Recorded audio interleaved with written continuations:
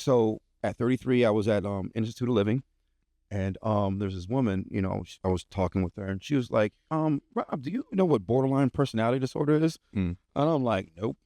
So she gets this book, and she goes, like, and it shows 9 symptoms of borderline. I had all 9.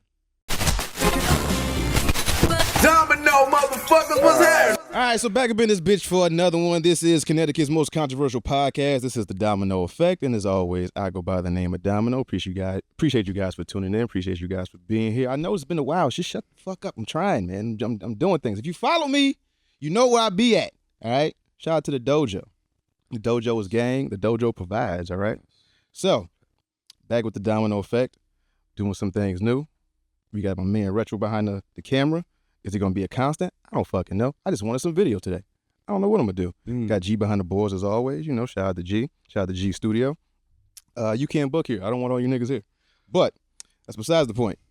If you've been listening to me for a while, you know that I don't want to talk to anybody that I don't really want to talk to. It's just I have a genuine interest in, right? So the person I came across today is a writer, a teacher, philanthropist, performer, mental health advocate, comedian, all the good stuff, all right? Yeah. Right now we have Rob Santos in the motherfucking dojo. Rob, how are you, first of all? Like, mentally, physically, emotionally, spiritually? Currently, I'm present. Yes. Present with you. You caught me at controversial. Most controversial podcast. I'm like, whoa, I like, damn, now I want to say something controversial. Like, I date a black woman and I'm a black man. Right. That's not controversial. I mean, in Connecticut, there's a lot of mixed race couples. Right. I'm one of the few black men that I know that is with a black woman for 23 years. So, and I love her. That's a fucking feat in itself. Shout out to that. God. Yeah. My gosh. Oh my God, that's a whole different topic. Anyway, no, I'm not trying to be funny. No. But no, how am I doing? I'm present. I'm currently present, but I'm up your home because you're here. Don't do none of that. But I just want to say appreciate your intro, and I appreciate you like really being mindful and seeing, just being interested in who I am and what I do. That truly means a lot. Honestly, I'm exhausted mentally, emotionally. I'm a teaching artist, and that's what helps pay the bills. Like, this is what I do. Like, I'm a comedian, actor, writer, teaching artist. This is all I do. I don't have a regular job, so I'm constantly like by myself, and that kind of deal. And so when I do go out, and work, it's like I'm going to different schools and stuff like that. So I was teaching 2 different classes for adults, and then I was teaching a lot with kids from 1st grade to 6th grade. And it's exhausting, especially. Tell me about it. Dude, so like, I find myself, 4 or 5 days out of the week, having to be mindful and give to them. And then, not being able to receive, it can be extremely difficult because it's like, man, what you start asking yourself that question, what about me? And then like, I'm just be honest, like, I'm very upfront with this. I live with ADHD, I live with a personality disorder, and I live with a mood disorder. So I live with borderline, and typically, so with BPD and ADHD, I'm going through another acronym, DBT, which is dialectical behavioral therapy. It's shown me how to understand and master my emotions. Emotions are just tools. So what I mean by that? I ask myself, well, what are my emotions telling me? My emotions are telling me that I'm tired. Yeah. And my emotions telling me that, Rob, it's okay to feel this way. And so you're catching me at a very interesting time where I'm just like in a space of, what about me? And what the hell am I doing? And yeah. I don't know if that's just the plight of you or that's just like the plight of like men where we feel like we have to keep going. We have to, strive towards this goal. Like if we stop, we might, stay stagnant or die type shit. So yeah, like how do you, I guess, unwind? Like what is your coping mechanism? Like how do you just like stop? And like when you say you're tired, what the fuck does that mean? Like do you stop? Do you try to convince yourself to keep going? Do you offset your work to something else? Like, so what happens? So the answer to the first question, what do? I just sit there. Number one, I just like to be silent and just do nothing. And I watch Hallmark movies. Oh shit. That's your thing? That's your go-to? I watch some Christmas movies all day. I watch all the kind of, I'm like, oh, this one's coming out this week. Shit I could disassociate from, where I could just watch. Because it shuts my brain off. I don't like being a performer, like I told you a little bit earlier, like when I was watching Super Bowl halftime show, it's hard for me to watch anything as a human. So it's like, I'm like, well, why did he do that? I can't hear the audience. Is what's happening there. When I watch a TV show, let's say, for instance, I'm watching a Christmas show, like, a Christmas movie. It's like, okay, interior, Christmas time, evening, such and such walks into the room. She looks at the Christmas tree. She begins to reminisce about her past. Woman, I miss this. I see things like that. I can see it in my head. I see things in dialogue. I see things in a script. So it's hard for me to so when I watch Christmas movies, I don't have to see it as a script. I can just see it for what it is.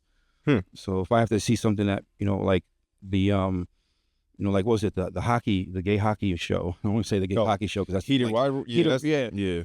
For me, it's just like, I can't watch that, not because of the content of it. It's just it'll be difficult for me to watch it because that's something that it takes itself seriously, unlike the Hallmark shows where it's like love and fantastical shit. Right. And as far as tell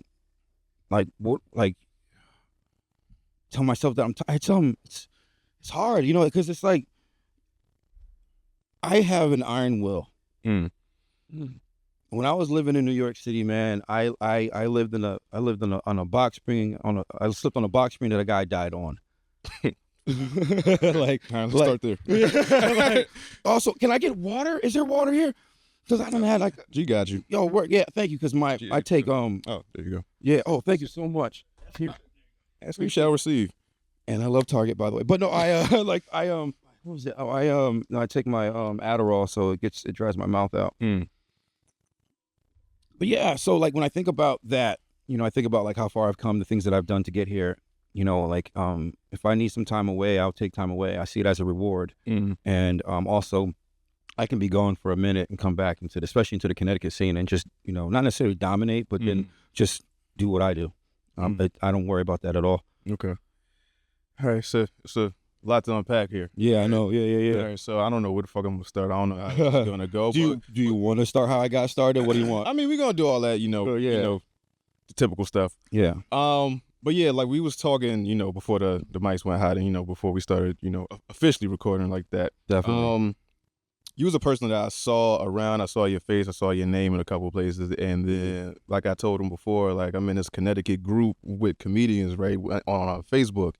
And he was somebody that I saw in there pretty often. And every time he was in there, he was actually saying something, because usually there's people in there bitching about what's going on, about not getting gigs or whatever the case may be. Yeah. Or they trying to promote a show, like an open mic or a show they got coming up or whatever. But every time I saw him in there, he was saying something that not necessarily needed to be read or listened to, but it was just interesting. It was, in the fray of bullshit, it stood out.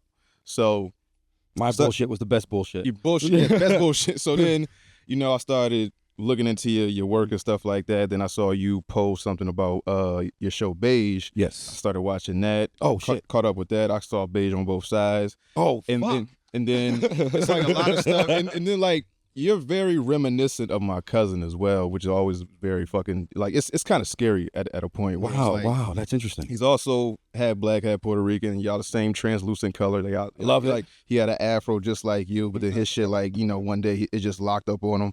Yes. And I don't know if he deals with. I'm pretty sure he deals with mental health, but he's undiagnosed. He's one of them strong masculine men. Oh, that shit gay. I ain't talking to the lady. He one of them. So yeah, it's very your mannerisms and the way you talk about stuff. It was how most comedians will say they're not the funniest person in their family. They're just the one that decided to actually go on stage with it type thing. I'm that guy too. Yeah. So he's cookouts, family gatherings, just, have everybody dying, but it's just you be drunk at 10 in the morning, so something's wrong. Whereas his brother committed suicide and, just a bunch of stuff with his mom. And it's just very reminiscent. Somebody I look at as my big brother that I don't feel like I can reach out to and get him the help that he needs. And then seeing you and you taking your, I don't want to say your handicaps, but my afflictions, your afflictions, and using it as a superpower, kind of, where it's you're not, it's not a hindrance, it's a help, it's a cape, type of thing. And it was just something interesting that I saw where I was like, he has a lot of similarities to somebody I know, and I kind of want to talk to him and maybe see if I could, not merge the two, but like, maybe something he says or something I get from him can help me with this situation, or just somebody like I genuinely just want to talk to. Yeah, I understand. First and foremost, I appreciate you sharing what you shared about your cousin, right? Yeah. And the passing of his mom. That's my other cousin, his brother. His brother. Forgive me. Yeah, thank you for that. Mm-hmm. Thank you for clarifying. I can understand those situations, man. Those emotions can spark and prompt a certain kind of behavior. Yeah. So I just want to say, number one, I appreciate you sharing that, because that's, as somebody who wakes up and lives life, when there's like, my brain moves like this, and there's moments where it's like I want it to stop, and there's moments where I want it to end, and then there's a middle ground there. So for me, my voice is DBT, which is dialectical behavioral therapy. There's this, like, for instance, can't remember his name again? Retro. Yeah. Like, this is my style of humor. Like, I like Retro. He's cool. But fuck him. Right. I mean, he's a good guy. If you want to go talk to him, go ahead, hang out with him, man, whatever. Fuck him. That's my type of shit. Yeah, but I think he's great. Right. Right. And I don't mean that because I'm still learning, right? But at the same time, it's like both things can be true at once. The dialectics. That's my style of humor. And as far as the thing is concerned with, like, because my ADHD is like, it's more pervasive than anything. And the journey and the work I've put in is just, in comedy and on myself, it's like, I feel like it's second to none. But then again, who am I to compare myself to? It doesn't matter. As far as on the CT Comix page, for me, everybody goes with the big dog. You know what I'm saying? Everybody's the boogeyman till the boogeyman show up. Yeah. I personally don't like that, because there have been some individuals that people won't even say my name in front of, which is really stupid, because when I'm around people, I show love, I show grace, but I'm also very intentional about who I speak to and how I speak to them. Notice how, like, I say, yo, thank you for this. Like, DBT taught me that. And for me, when it comes to communication, I'm very clear, I'm very concise, and I don't say shit that I don't mean. Right. And so most of the time when I say something on that page, for instance, it gets deleted. Because they're more fearful of what I have to say versus someone else who has a track record of being ignorant. So when I come up and say something like, oh shit, this is going to piss somebody else off, so let's go ahead and drop this. I said one post where I was like, one of my biggest failures is just as great as anyone else's successes. And it's 100% true, right? Because Beige on both sides was extremely difficult for me. I watched my work get appropriated, and I had to go fight in court for my work. And it took me like 2 years. I got my intellectual property back. Because shout out to that. Oh, thank you. Like, when people are like, amazing. Oh, for sure. Like, I'm willing to die for my shit. You know what I'm saying? Like, you better kill me. Like, it's like, as you should. Right. There's two, like, who do I love more, my daughter or my work? Is that my work kind of might, depending on the moment. Yeah. Because I lived the life before she got here. You're right. You know what I'm saying? So I can differentiate the two. But as far as like the healing is concerned, as far as like the mental health stuff, it's almost like on some B-Rabbit shit. Like, it's not to like save face with anyone else and try not people talk shit about me. Not necessarily that way. My thing is like, DBT helped me find my voice comedically. And it just so happens that the things I experience have become my work. They become a not necessarily a calling card, if you will, but like, it's just who I am. And I got tired of telling jokes. It drove me crazy. And then I just started talking. I don't like going to the Funny Bone and some of the other comedy clubs because I don't like the way they listen. Like, there's a certain way that an audience will listen to you, and I got tired of the setup and punch, like, bop, bop, bop, bop, bop, bop. I hated that. That's like, you're going to listen to me. I think that's, as a creative, you get tired of like the formulaic way of doing stuff, whereas it's like, this is boring. I want to elevate. I want to do something more. So if it's more like, I want to tell stories, I want to do act outs, I want to be truthful and tell some more about my life that's not necessarily funny. Yeah. And that's another thing that I noticed about you too, which I also really, really liked. It was like, it's just pure honesty. It's like, there's no bullshit, there's no cut on it. We're just like, I'm saying what the fuck I got to say, I'm doing what I got to do, and nobody's going to tell me otherwise or stop me from doing it. Yeah. So it was like, that's another thing I admired about you. When I looked up your work, I was like, this motherfucker gets it. Whether it's just like,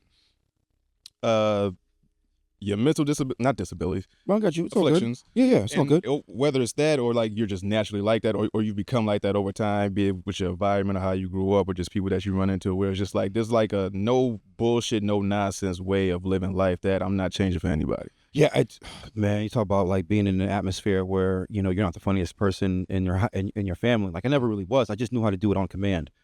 My thing is I would just always watch and I'll wait and I'll pick my spots. And then once I really started establishing myself and I can do it on command when I felt like it, then I just like really started to hold back more because I don't want to always be funny. Like I'm a boring person.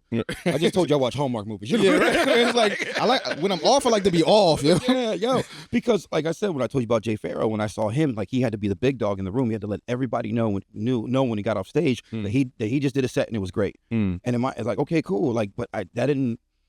Like I said, I walked away from my family at that time, which is what Beige is kind of about. And in my mind, I'm like, okay, bet. Like, but at the same time, I'm not impressed. And that doesn't necessarily mean like he's not impressive. It just means like that didn't serve me in that moment. Yeah. And so as I continue to grow and continue to push, like I don't want to be the alpha male in the room. I don't care for that because I know who I am. I know how I carry myself, and I know when I step into a room, the atmosphere changes.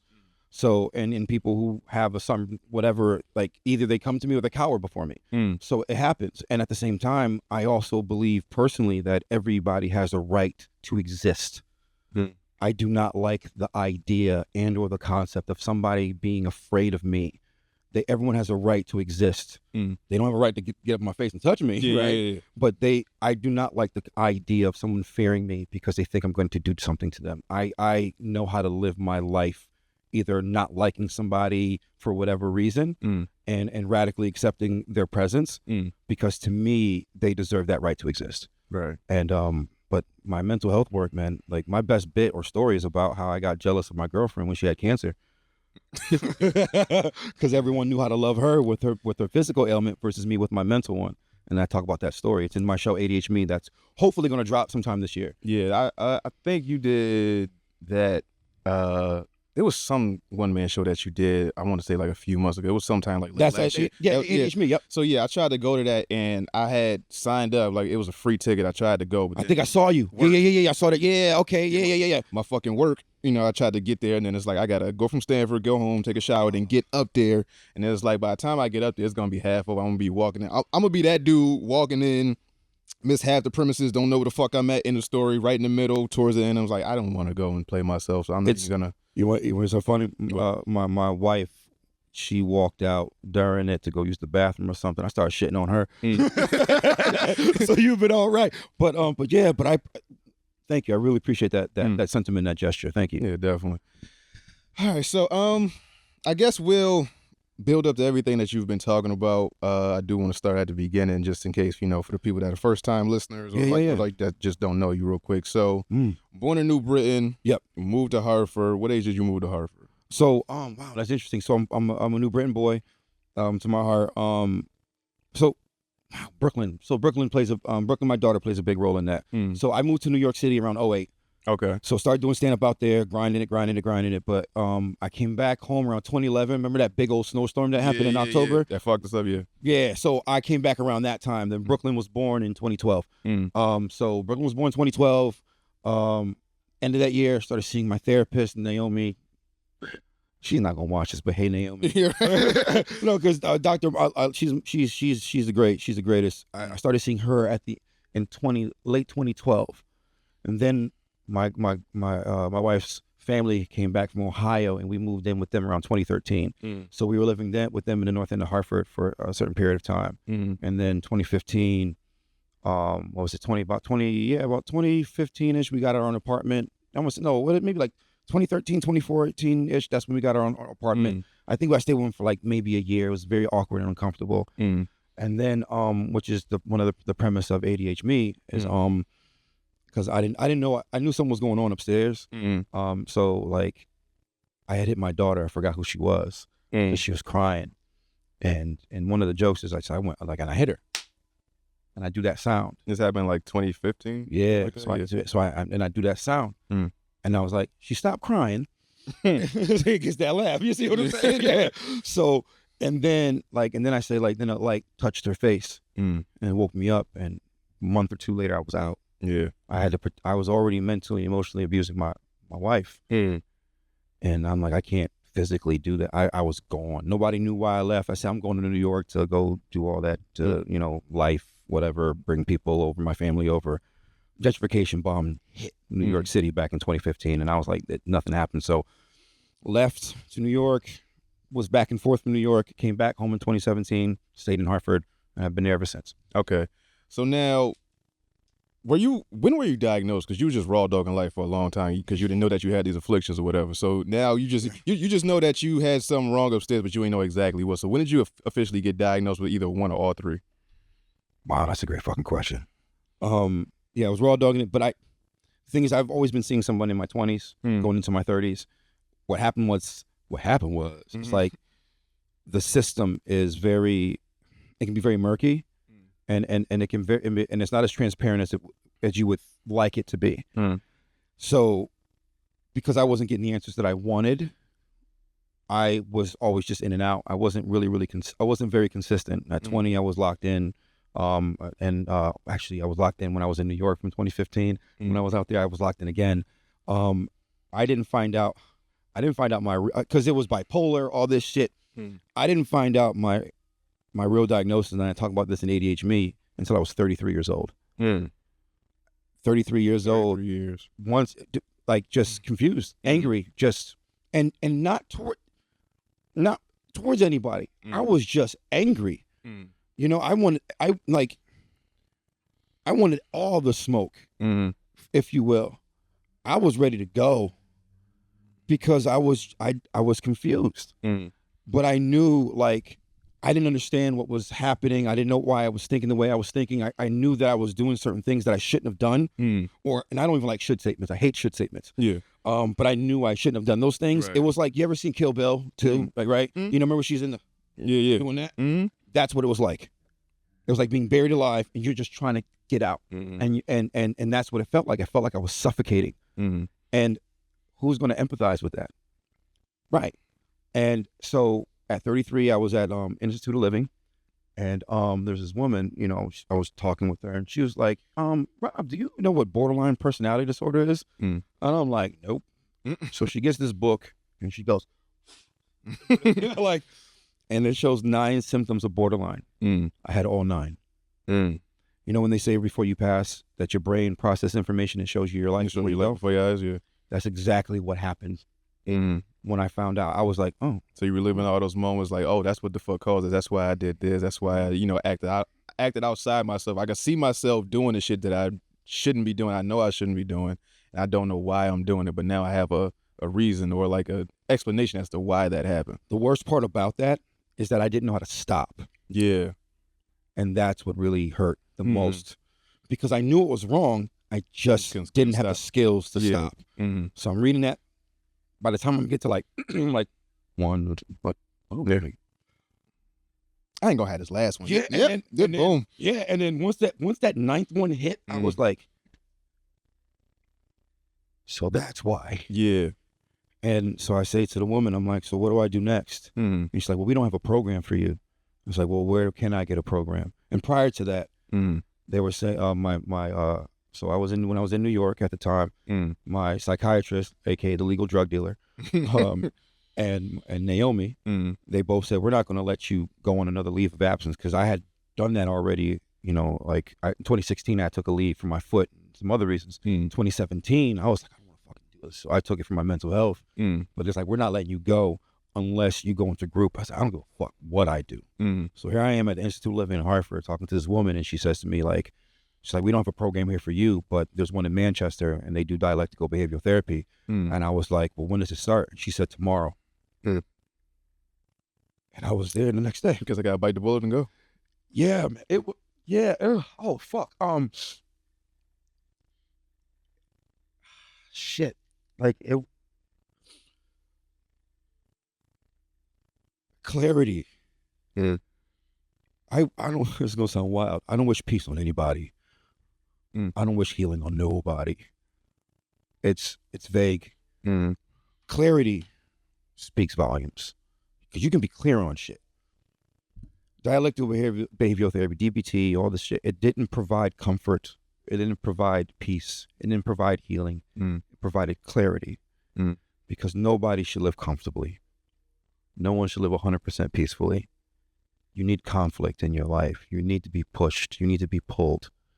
Also, if you don't know what your healing looks like, you don't know when it's going to happen. And if you say that you're healed, then now you just told your brain that it's over. Yeah, there's no more learning. There's no more experiences to be done. Without question. Yeah. And if you're saying you're healing, you're reaching for something.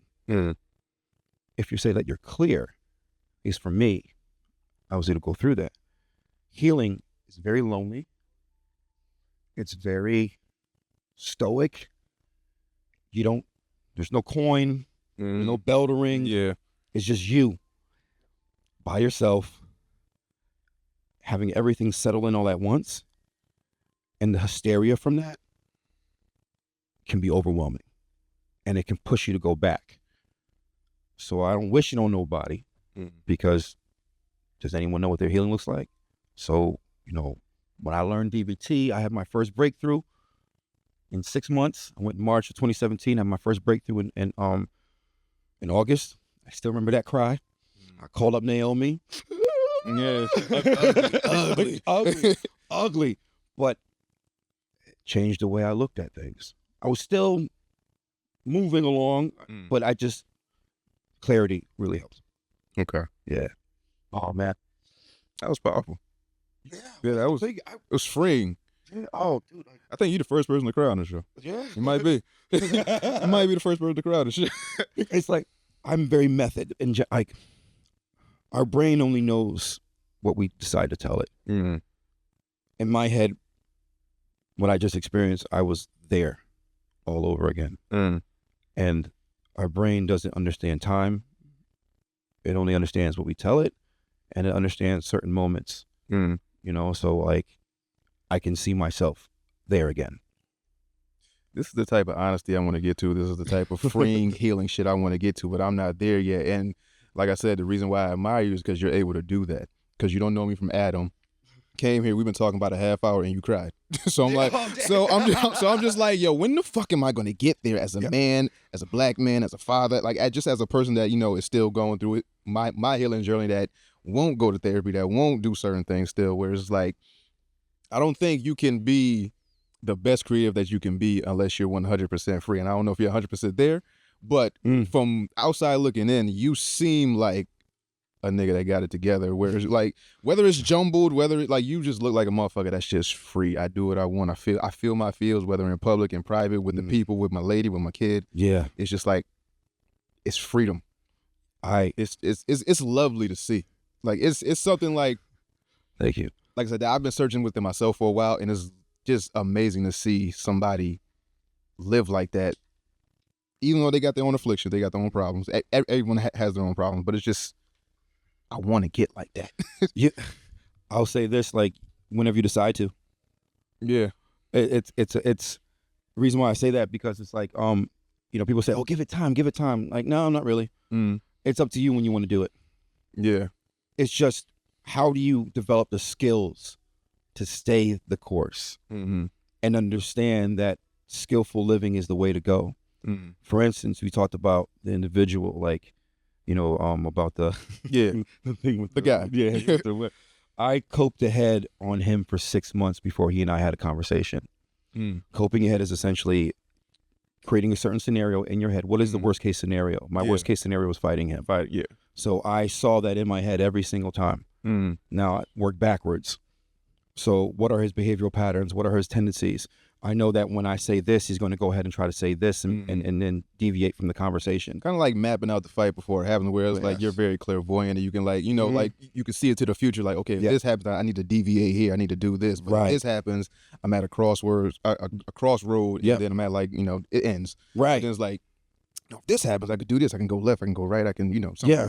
And it's unfortunate I have to bring him up. But the thing is, it's like, even in my new show I'm writing, I actually wrote a scene, and I wrote in my new one man about this scenario because men need to know this, and I wish him well.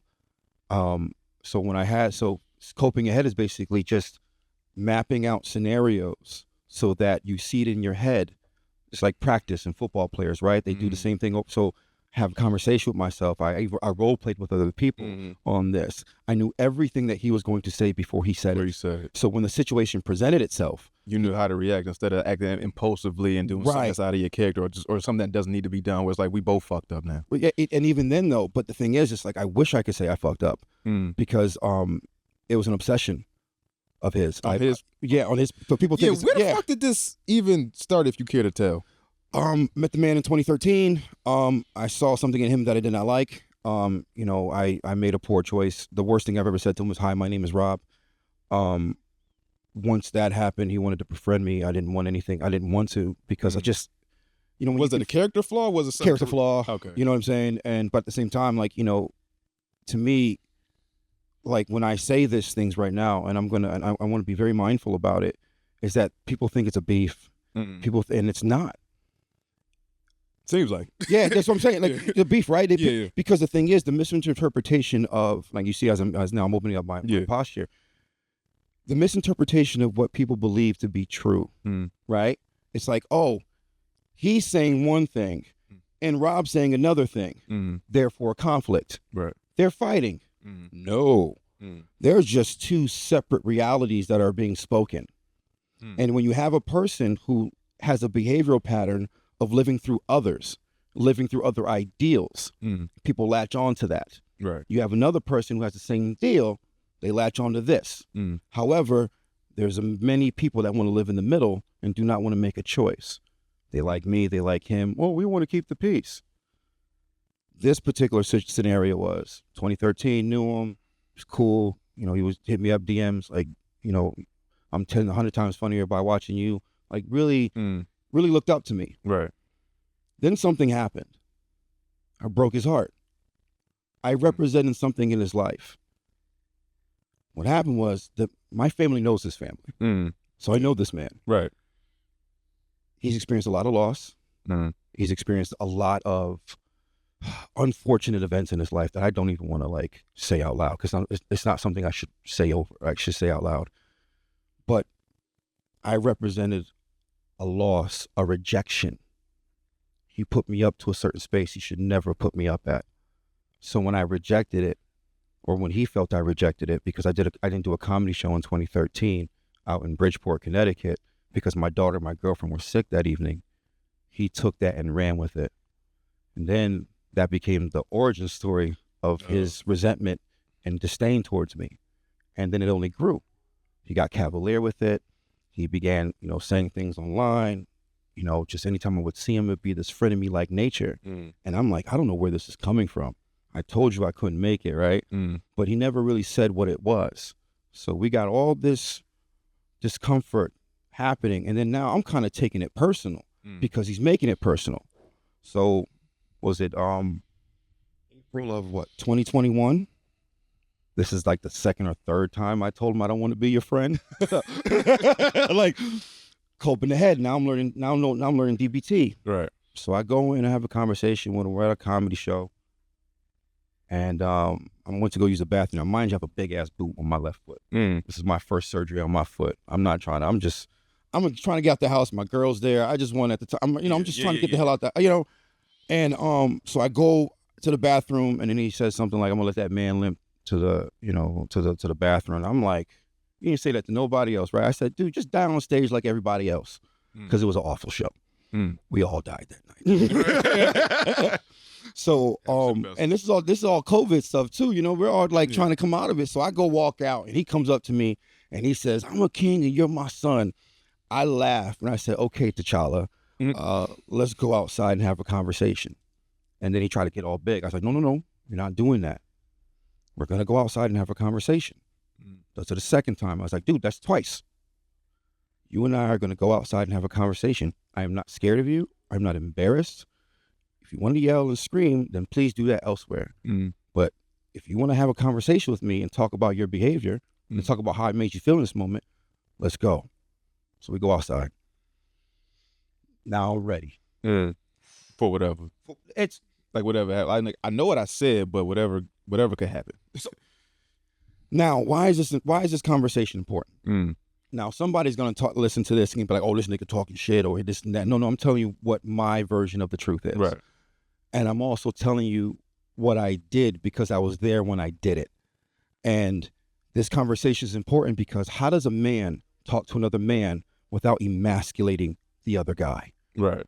For me, going online, calling me light-skinned this, talking shit about that, him and his other peoples wanting something to say about me, you know, and just like, oh, I'm not black enough until something black. I'm black until something black happens. And then it's like, oh, he too light-skinned to be upset about XYZ thing. And I remember one comedian would, you know, and I would say to him, was like, listen, if you want to, like, I had that happen to me online, a sidebar. It's like, if you want to say that about me or say that, you know, like, I'm not black enough to be angry, this is another individual. It's like, say that to my face when you see me. And he left me on red. I'm like, and I even apologized to him because I was talking shit to him during the conversation. It's like, look, my DBT skills mean a lot to me. And I'm not going to back on my training for you or for anyone. I apologize for anything negative that I said. My ambition here is not to put you down or talk shit to you in any kind of way. You know, this is another guy. And I was like, you know, but if you really feel the way you feel about me not being black enough, then please say that to my face the next time we have a conversation. And that's how it ended. I thought that colorism shit was a joke until like a few years ago. I thought we was all keying like in on the same joke until y'all believe this shit. Because the thing is, why? So I even talk about ADHD. It's like the thing is, it's like what happens is that black men, especially black men of color, the dark black, they have a resentment towards. There's some self-hate there, right? Yeah. And I understand, and it's unfortunate as fuck. Like I used to do a lot of jokes about like talking shit about it. But then like one of my jokes that I did, especially at ADHD, I was just like, you know, like this actually happened to me in a different scenario. And I just flipped it and turned it into a comedy show.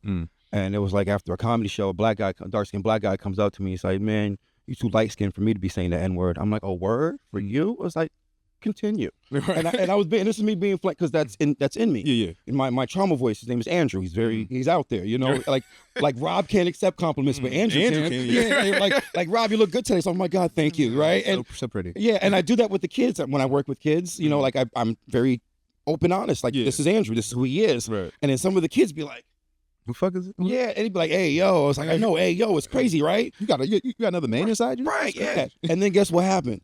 Them young kids. Them young boys start acting flamboyant too. Yeah. Because now they see themselves. It's like, it's not even like they're acting feminine. It's just being free. It's just without question. Like if you see another grown man or a father figure, just like a elder, just like you can be comfortable here. Like you're not one way. You know, you can be you. Yeah, you're 100% safe. Who am I to judge? Like that's none of my business. Yeah, exactly. You know, but if you can feel comfortable and safe around me, that to me is more important than anything. So now here I am. I'm learning this DBT. I'm doing all this training. I've been coping ahead for 6 months. I know everything that's going to happen. We finally get outside, and I'm like, I know what's good. So as soon as he starts talking, and we start going, like he said something along the lines of you know, like people try to use me, and you know, I can get people in at the over at the what was that one, the Stanford spot you were talking about? The New York Comedy Club? Or? No, not New York Comedy Club, the other one. Vinny Brand spot. Oh, Stress Factory. Yeah, Stress Factory in Bridgeport. I'm sorry. Yeah. So it's almost like I can get people at Stress Factory, I can get people in over at the Funny Bone and all this and that. I'm like, well, you know what? I truly appreciate you sharing that with me, and that's wonderful that you have that opportunity to give others a chance. And I'm sorry that you feel like people are using you. I've been there. I understand that. However, what I'm talking about is your behavior online. I'm talking about how you speak to me, how you speak of me, and how you continuously try to put my name down and try to make yourself look good. I do not like that. Why do you continue to do that? And he couldn't tell me. He couldn't tell me. And I said, you know what? I'm going to ask you this. Tell me what I did to hurt you. Tell me. What mistake or what poor choice did I make to hurt you? And he said nothing. And I was like, we're done. You don't talk about me. I don't talk about you. It was over. I was like, yo, I'm deleting your number. I'm deleting all the texts. We're done. Right. We go back inside. I look at him again. We're done, right? And he nods, yes. Goes outside all gangster. Comes inside not saying a word. My girl was there to vouch for it. Right. You know what I'm saying? So now, not even 6 months later, back at it. He posts a picture of my girl on his Facebook to try to piss me off. Couldn't handle it. I had to squash a situation with him a couple months ago. February 11th, he said something else. Couldn't let it go. Why am I bringing this up? Because it's an obsession. Anytime I would say anything, it was always in defense. But when people don't understand the reality in things, but they don't know how to communicate their feelings and their thoughts, they immediately take it to a negative space. Now, I'll admit, I did say some negative shit. I did some embarrassing shit to him because I know the truth. For him, the walls are closing in. Jesus, Jesus, Jesus, Jesus. I'm the chosen one. I miss my grandmother. All these patterns of behavior. When he's not doing well, he cries about it. When he is doing well, he's 50 Cent. Right. Yeah. Yeah. And then, oh boy, yeah. You see, so now you see, now I'm not just, because you know why I know these things? Because of dialectical behavioral therapy. I understand patterns. I understand emotional behavior. I understand emotional and behavioral math. I know when he's going to do something before he does it. I know when this person is going to say something about me to make themselves look good. And I also know that this person has been affected by X, Y. I understand these things. So my whole point of that is,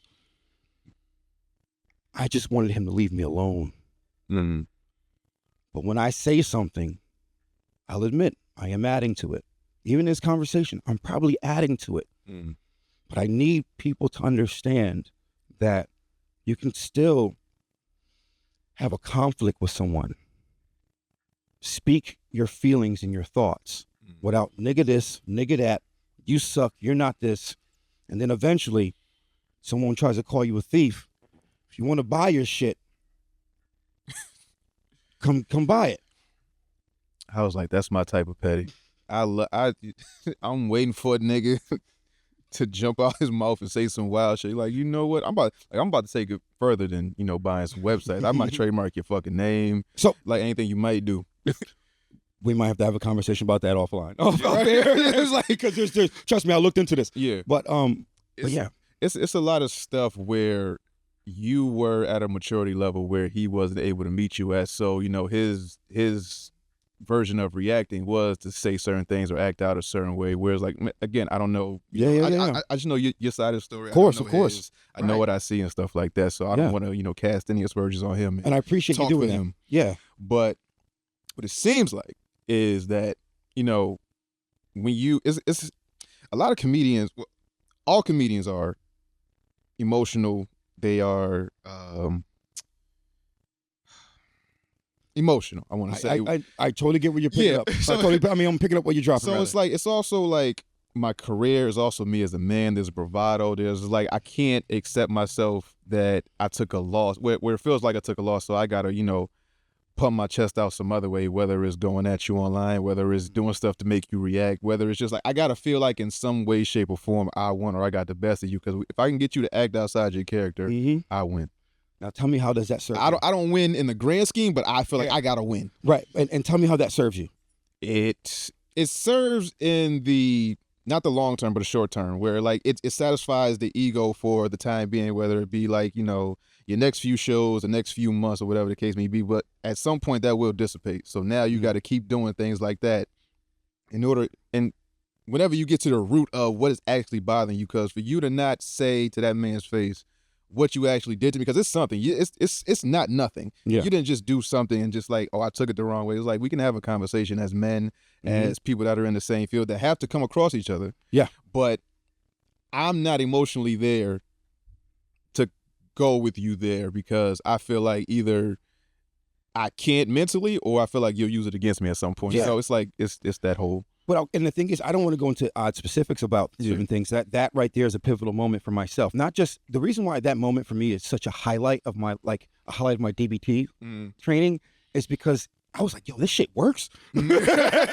know what I mean? Like, I'm like, get the fuck out of here. Right, and so and then I started using other skills like the Dear Man skill, Give Fast skill. Oh man, like building mastery. There's a DBT workbook that I'm in my book almost every day because I have to be, because I have to keep myself at a certain space skillfully from the moment I wake up to the moment I go to bed. I have to live skillfully. Not just for not because I want to like start fights or anything like that. It's because no. I need to understand how this works so that I can benefit not just myself but others around me. And I love what you said. Like, yeah, it's a shot in the it's a flash in the pan. Like, probably someone could see this and be like, oh, Rod's being hypocritical because he added to it. It's like, yeah, I know. I'm 100% accountable for that. But at the same time, it's like when you tell somebody 2 to 3 times to leave me alone and they don't, and I won't be your friend, and they don't over a course of 13 years, it's like, whoa. Everybody don't understand words. Everybody understands a slap. Everybody understands pain. So if I make you feel something, now that drives the point home. You could tell a bully or whoever the case, leave me alone till you blue in the face. It's not until I make you feel something, either physical or emotional, where it's like, all right, now you get the fucking point. Either you're going to keep coming at me or you're going to leave me alone. That's your choice. So I can go all day. Right. See, so I had a moment where that happened. It was at Elba about a couple years ago. It's so funny. It's worst case scenario pops up. You know, he called me Epstein. I work with kids. Yeah, I was done. I was done. So I went on stage and I said, well, I heard I was a beige asshole. He was in the room. And I said, you know, some stuff about Epstein. And then I said about how, like, and this is the wild shit. I said, my DBT skills are so great that I was able to confront someone back in 2021 for their bullshit. He's over in the corner seething. Why is this important? Because the worst case scenario came up. I want people to understand that dialectical behavioral therapy works. Yes, this is in accordance to speaking about his behavior. I'm speaking to you what happened. I'm speaking to you how nervous I was, right? And also how I handled it and how proud I was of myself. It just so happens he's the person. So I just want to be clear on that. I get off stage. He's coming towards me, and then he says to me, who the fuck was you talking to in 2021? Who the fuck did you use your skills on in 2021? I'm like, knows in my mind. But then again, it wasn't just him I spoke to in 2021. Fucking shoot. You know what I'm saying? So it's like it was a number of people. But point was, when he came at me, I put my hand on it because he wanted to hit me, but I didn't want to. As much as I would have loved to, the much as like that moment. Yeah, that fucking gratifying. Yeah, because you're right. I'm a project kid. Yeah. You get me, I get you, you know what I'm saying? And then we keep it moving. But I was surprisingly calm. Like, motherfucker, see me outside. He came in with his arms down. Don't nobody want to fight when they got their arms down. Yeah, that's not a stance where it's like, you got to come in, you know. Right. Which told me that there was a level of fear there. I had to be responsible in that moment. That was important to me. Not just for me, not just for him, but for everyone in that room as well. Yeah, because you saying that shit on stage, I feel like the room sees me now. I feel like the room knows you talking about me, so now I got to defend my honor in whatever shape, form, or fashion that looks like, whether it's physical or talking to you outside, but now I guess it's past talking. Right. And my thing, what purpose does it serve me to emasculate him? None. I mean, there is something self-gratifying about it, but, you know, at some point where it's just like, what are we doing? Like, two grown-ass men, like, if you said that I did nothing to you, what are we actually fighting for? Like, where's the 100%? What's happening? Right. So now you ask, this is why this conversation is fucking wonderful. Again, I do not want to put him down. I don't want to put any individual down that experiences these things. He deserves an opportunity to heal. He deserves an opportunity to do whatever it is that he chooses. He deserves success in whatever capacity, just not at the expense of others, in my humble opinion. In that moment, so let's step out of that for a second. I love what you mentioned about when is your turn? When is your turn? You've already solved half the problem because you spoke about it. For myself, when I understood that winning or losing wasn't important, when I understood that being right or wrong was not important, and keeping score wasn't important, I was free. Like, you know how awesome it is to tell your significant other when you're having a conversation and it turns to like something tough? It's like, hun, forgive me. I don't mean to put you down. I don't mean to make you feel uncomfortable. I just want to let you know I don't care about winning or losing. just want to let you know what I'm thinking and feeling. Mm-hmm. If you need a moment to process, I understand. I just want to fix it. Yeah, exactly. Yeah. Not even fix it. Not even fix it, but just come to a resolution to where we're both just amicable. Just right. Where you can process the information that was presented, and then I can process it as well, and then we want to come back later, we can do that. Mm-hmm. I don't care if I was right or wrong. I humbly apologize for my behavior doing this, and this. Mm. Now, this is what I want to do to change it up in the future or to fix it in the future. This is what I'm going to go ahead and continue to work on. This is the skill that I'm going to use. I appreciate you for listening. Mm. Changes everything. Right. Like, fuck. Right. Now, when things like that arise, so Andrew's the more jovial, free-spirited, is that another person or another personality, or is that who Rob is? Are there only two? So, no, Ruffin was the guy that this dude was. Ruffin almost came out. Mm. And Ruffin is a friend of my mother's who passed away when I was born. Just felt it. I was performing on stage. I did this joke about blackness. You know, my daughter was doing the what was she doing? I'll finish the story, everybody, so forgive me for a tangent. Nah, do you? They love it, I promise you. No, see, this is the thing with my ADHD, I'm very mindful. Like, oh yeah. Yeah, but no, I appreciate that, number one. So real quick, like when I was doing this, she did the this thing, they recreated Ellis Island, and I did that.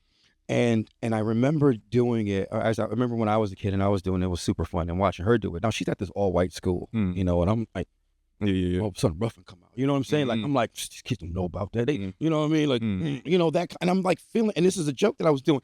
And I'm like and I can't remember 100%, but I just remember doing the Ruffin. And I just remember my shoulders. I felt it in my chest. I felt it in my shoulder blades going up to my neck. So I felt all those feelings. And then at the end of the story, I talk about how she was able to get in Ellis Island, and she was able to get into Ellis Island, get into America, but I wasn't. I was like, damn, I can't even do it. I can't even do it in fake life. People can't even accept me in fake life. My fucking dreams. Right, exactly. I'm a loser in my dreams. How the fuck that happen? Like nigga. You know what I'm saying? You know what I mean? Like, if y'all don't get it, I just, you know. Yeah.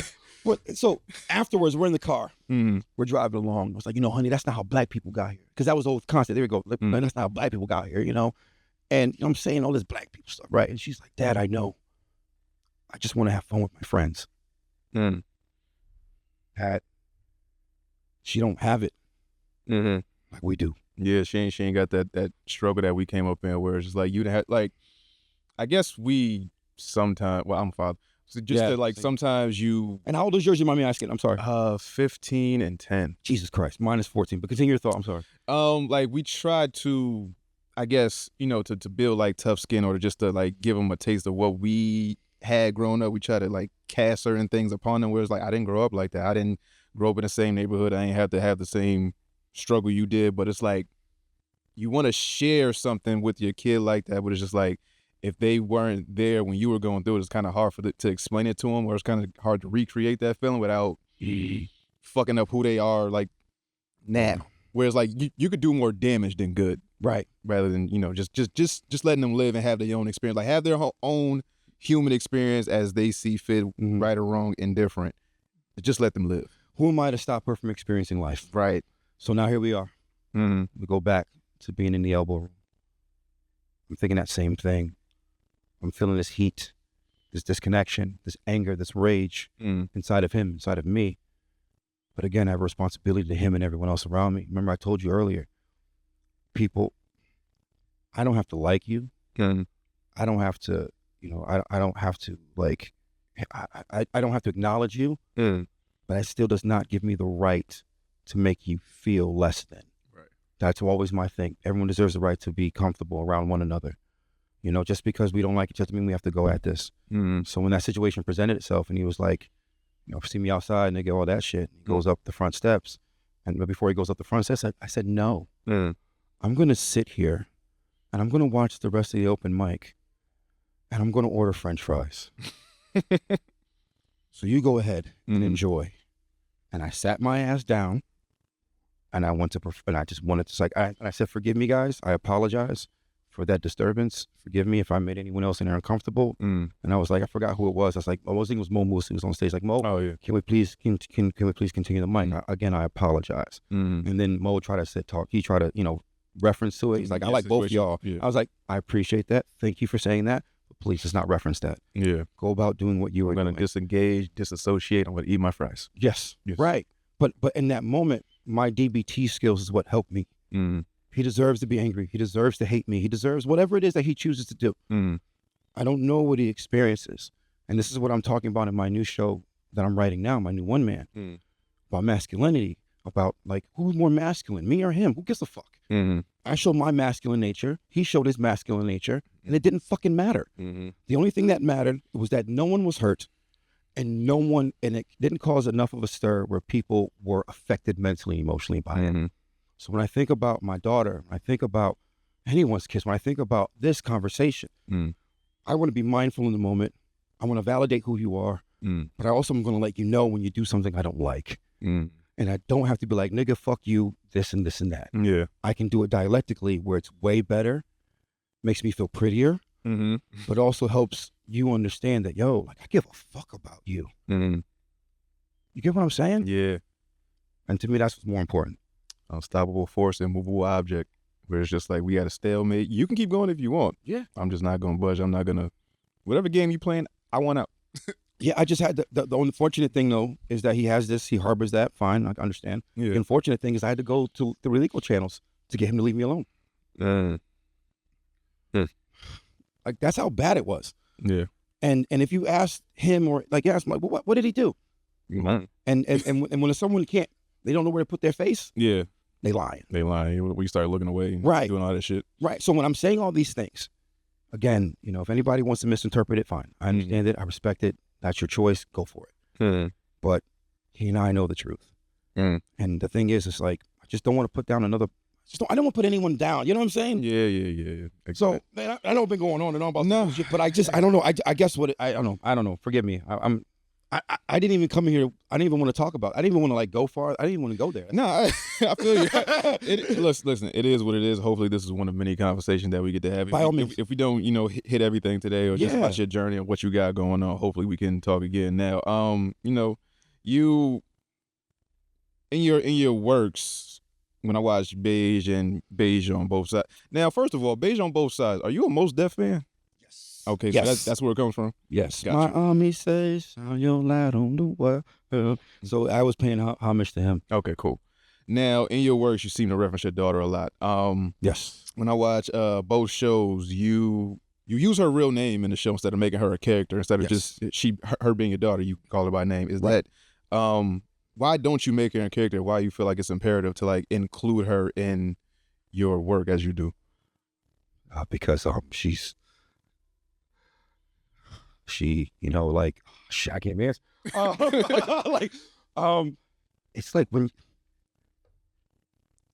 you know what it's like. I've done it twice. Yeah. I'm holding my daughter like this. Mm-hmm. First thing I say to her is like, I guess we're doing this. Like I don't, and to this day she understands that. So why is it imperative to answer the question? Because like when I go, like I want her to be able to hear my name, or hear her name, and I want her to be able to see it be said. And I want her to know that like she is my Calliope, the queen of all the muses, if you will. She's but I don't want her to be Robert's daughter. Robert's daughter. I want, she's Brooklyn. Not your own person. Yeah. And so also like I've never been inspired by someone quite like her. And I talk a lot about her because I don't know what the fuck I'm doing. Bro. Like, but for nobody knows what the fuck they Right. doing. We gotta act like it. We gotta save face in front of these fucking kids, man. Yeah. So have you ever heard of a flow state? Yeah. So when I'm on stage, like I had that at least once a week. Right. Try to at least. My flow state happens when I get on stage. Happens when I'm parenting, being intimate with her mom. Always great. Or when I'm teaching. So what happens is I'll give you an example. There's a time, and I mean people will pick up on this. I go into my flow state right when after they say my name. It's like, ladies and gentlemen, coming to the stage, Rob Santos. Pause. That pause all right, let's get these hoes. Yeah, right. My old phrase. Let's get this fucking bitch going. Right. And then now I'm not thinking. Mm-hmm. I'm just reacting. I've seen this. I've done this. I know where everybody is. Mm-hmm. Put my feet down. I can close my eyes. I know where all the energy is. I can. My recall is crazy. Mm-hmm. I can just boom, boom, processing information. I'm even talking in my head while I'm doing the joke. Like that's how my everything just. Mm-hmm. And then when it's over, what the fuck happened? Mm-hmm. You know. So now is that another not character, but is that another part of you? Is that Rob? So that's Raggedy Rob, right? That's the performer's me, right? So that's another version of me, 100%. Got you. So like there's Mr. Rob, the teacher, love Mr. Rob, Right. you know, right? And there's Dad, Yeah. right? And then there's another. It's a go offset from that. Then there's just me, Yeah. no name, no nothing, just me. That is just Me, human in a flesh suit, you know. quiet, chill, just want to cook breakfast for my kid, all that shit, right? But when it comes like as far as with Brooklyn, and she puts me in a flow state. So writing about her and my experience with her as a father, it was a way for me to get the New York out of me. I hated my style in New York. I hated my jokes. My jokes were fucking dope. Yeah. But yeah. Is she named after your partial love for New York? Yes. Okay, cool. And plus, her mother and I couldn't agree on a name. Okay, so it's like, Harlem's not a cool name. Let's go with Brooklyn. You know what I mean? It's like, you know, she wanted a different name. I wanted a different, but Brooke, like, it's that it constantly reminds me of what life was like prior. And also, like, I left the city for her. But I also left the city because I wasn't trying to suck a white man's dick to get ahead. Proverbial or no, literal, actual, yeah. And look, I'm not going to name names, but let's just say there's some people that I said no to, and that's real. And then plus here I am, a straight, you know, beige dude, as I like to call myself. Who am I supposed to tell? You know what I mean? Right. Like, yeah, I told my girl, like, yo, they sucking dick, and then like, you know, I'm like, they suck. It's the only fucking way. It's the only fucking way. They sucking dick. I don't know any other word. No, and then some years later, and I'll say it off air. And some years later, I come to find out that was the case. But who am I to say that? Who's gonna believe me? You know, like, who knows that I was doing this? Like, even some of the guys, like even the gentleman that I mentioned, like, he wasn't doing this. If this dude stole his joke, that he can, like, no one knows what I live on a fucking box spring with bed bugs that a guy died on, and my girlfriend was sleeping right next to me. My mother would put money. My mother and my sister would put money in my Webster bank account when I didn't have food to eat, when I had no money because I was spending most of it on a comedy school that I was going to. Thank you, ACI. And working at fucking Walmart in Secaucus, New Jersey. I lived in my car for a week because all I ever wanted to do was just be a comedian. And going home wasn't the thing for me. Living in my car was what I wanted to do. Not knowing that I had something going on in my head 5, 6, 7 times a night, walking uptown, walking to this place, going to that place, doing comedy shows with one bad foot at sometimes. Not if I was lucky to get some money, I will go to Crown Chicken, get some chicken, and then I used to have this pot of rice with corned beef hash, and I would eat that, make that for a whole fucking week. Barely had anything. People give me money, like yo, I fucking gave everything of myself because I was willing to die. And I don't mean like that same bullshit. I was going hungry because the only thing I ever wanted to do was get in front of people and communicate the things that I felt because I didn't know anything else but this. And then when Brooklyn showed up, she was able to go. Now you got a new focus. I was able to focus. Oh, fuck. Like, you know what I mean? Like, tearing up. Jesus Christ. You know, it's like when people understand this, man, like I failed twice in New York. I'm okay with that. People are like, oh no, you didn't fail. You just, it's okay to accept failure every now and again. It's okay. I have to tell people that, hey, this is my failure. Let me have it. But don't worry. You know, you gotta be like that with people. Yeah. I wanted the life of comedian in New York, traveling the country, get SNL. Very stereotypical, generic career path. You know, I didn't like, that wasn't me. I would sit in front of Rockefeller Center every fucking night. I would have been a janitor, just to be on that SNL just floor. to be near, just to be the energy, the air. Right. Just I would touch the building because I wanted to know what it felt like, literally. So I would sit there at the Rock after my comedy classes, and I said to myself, I don't want to be on the show. I wanted to be the show. And that's where I developed Beige on Both Sides. And that's when I developed the concept of it all. And then Brooklyn was born years later, and then it really started to hit. And I started writing it more. And then 2016, the woman I had helping me out, she was, I was getting the flow going. And then 2017, I got my deal with CPTV, and that shit fell apart. And then she tried to sue me for fucking I can't even think. you take a break. Defamation. There we go. No, I couldn't even think of the word. Okay. And my mom was my co-defendant. I had this joke. I think I did an ADHD. I have this joke. My mom was like, "Baby, I'm not going anywhere. I'm going to be here for you no matter what. I'm going to be here. You don't have to worry about me. I'm not going nowhere." I was like, "I know, Mom, because your name is on the affidavit too." Legally, you can't go fucking where. Yeah, I'll see you on Thursday. Don't wear your Crocs. You know what I mean? Like my mom, like, and I had to fight this one for 4 years for various reasons. But point is though, like when Beige on Both Sides fell apart, my soul left. I don't know if you ever had your heart broken. Oh yeah, but that's what it was like. Many times. So when I saw my show get appropriated, it hurt because it was interpretation of what one person thought a Black experience was. So I was like, the concept. I didn't tell them any more stuff when I was writing with her daughter. So, and then some years later during the pandemic, my buddy was like, "Yo, well, it's one of my prior to all that, my buddy was like, "Yo, you still writing?" So my other buddy RJ, he was my director of photography, and he would sit and talk with me like he was there. Even when I was going through the court case, the people that were like the crew on that show, they were there for me because they saw how this person was.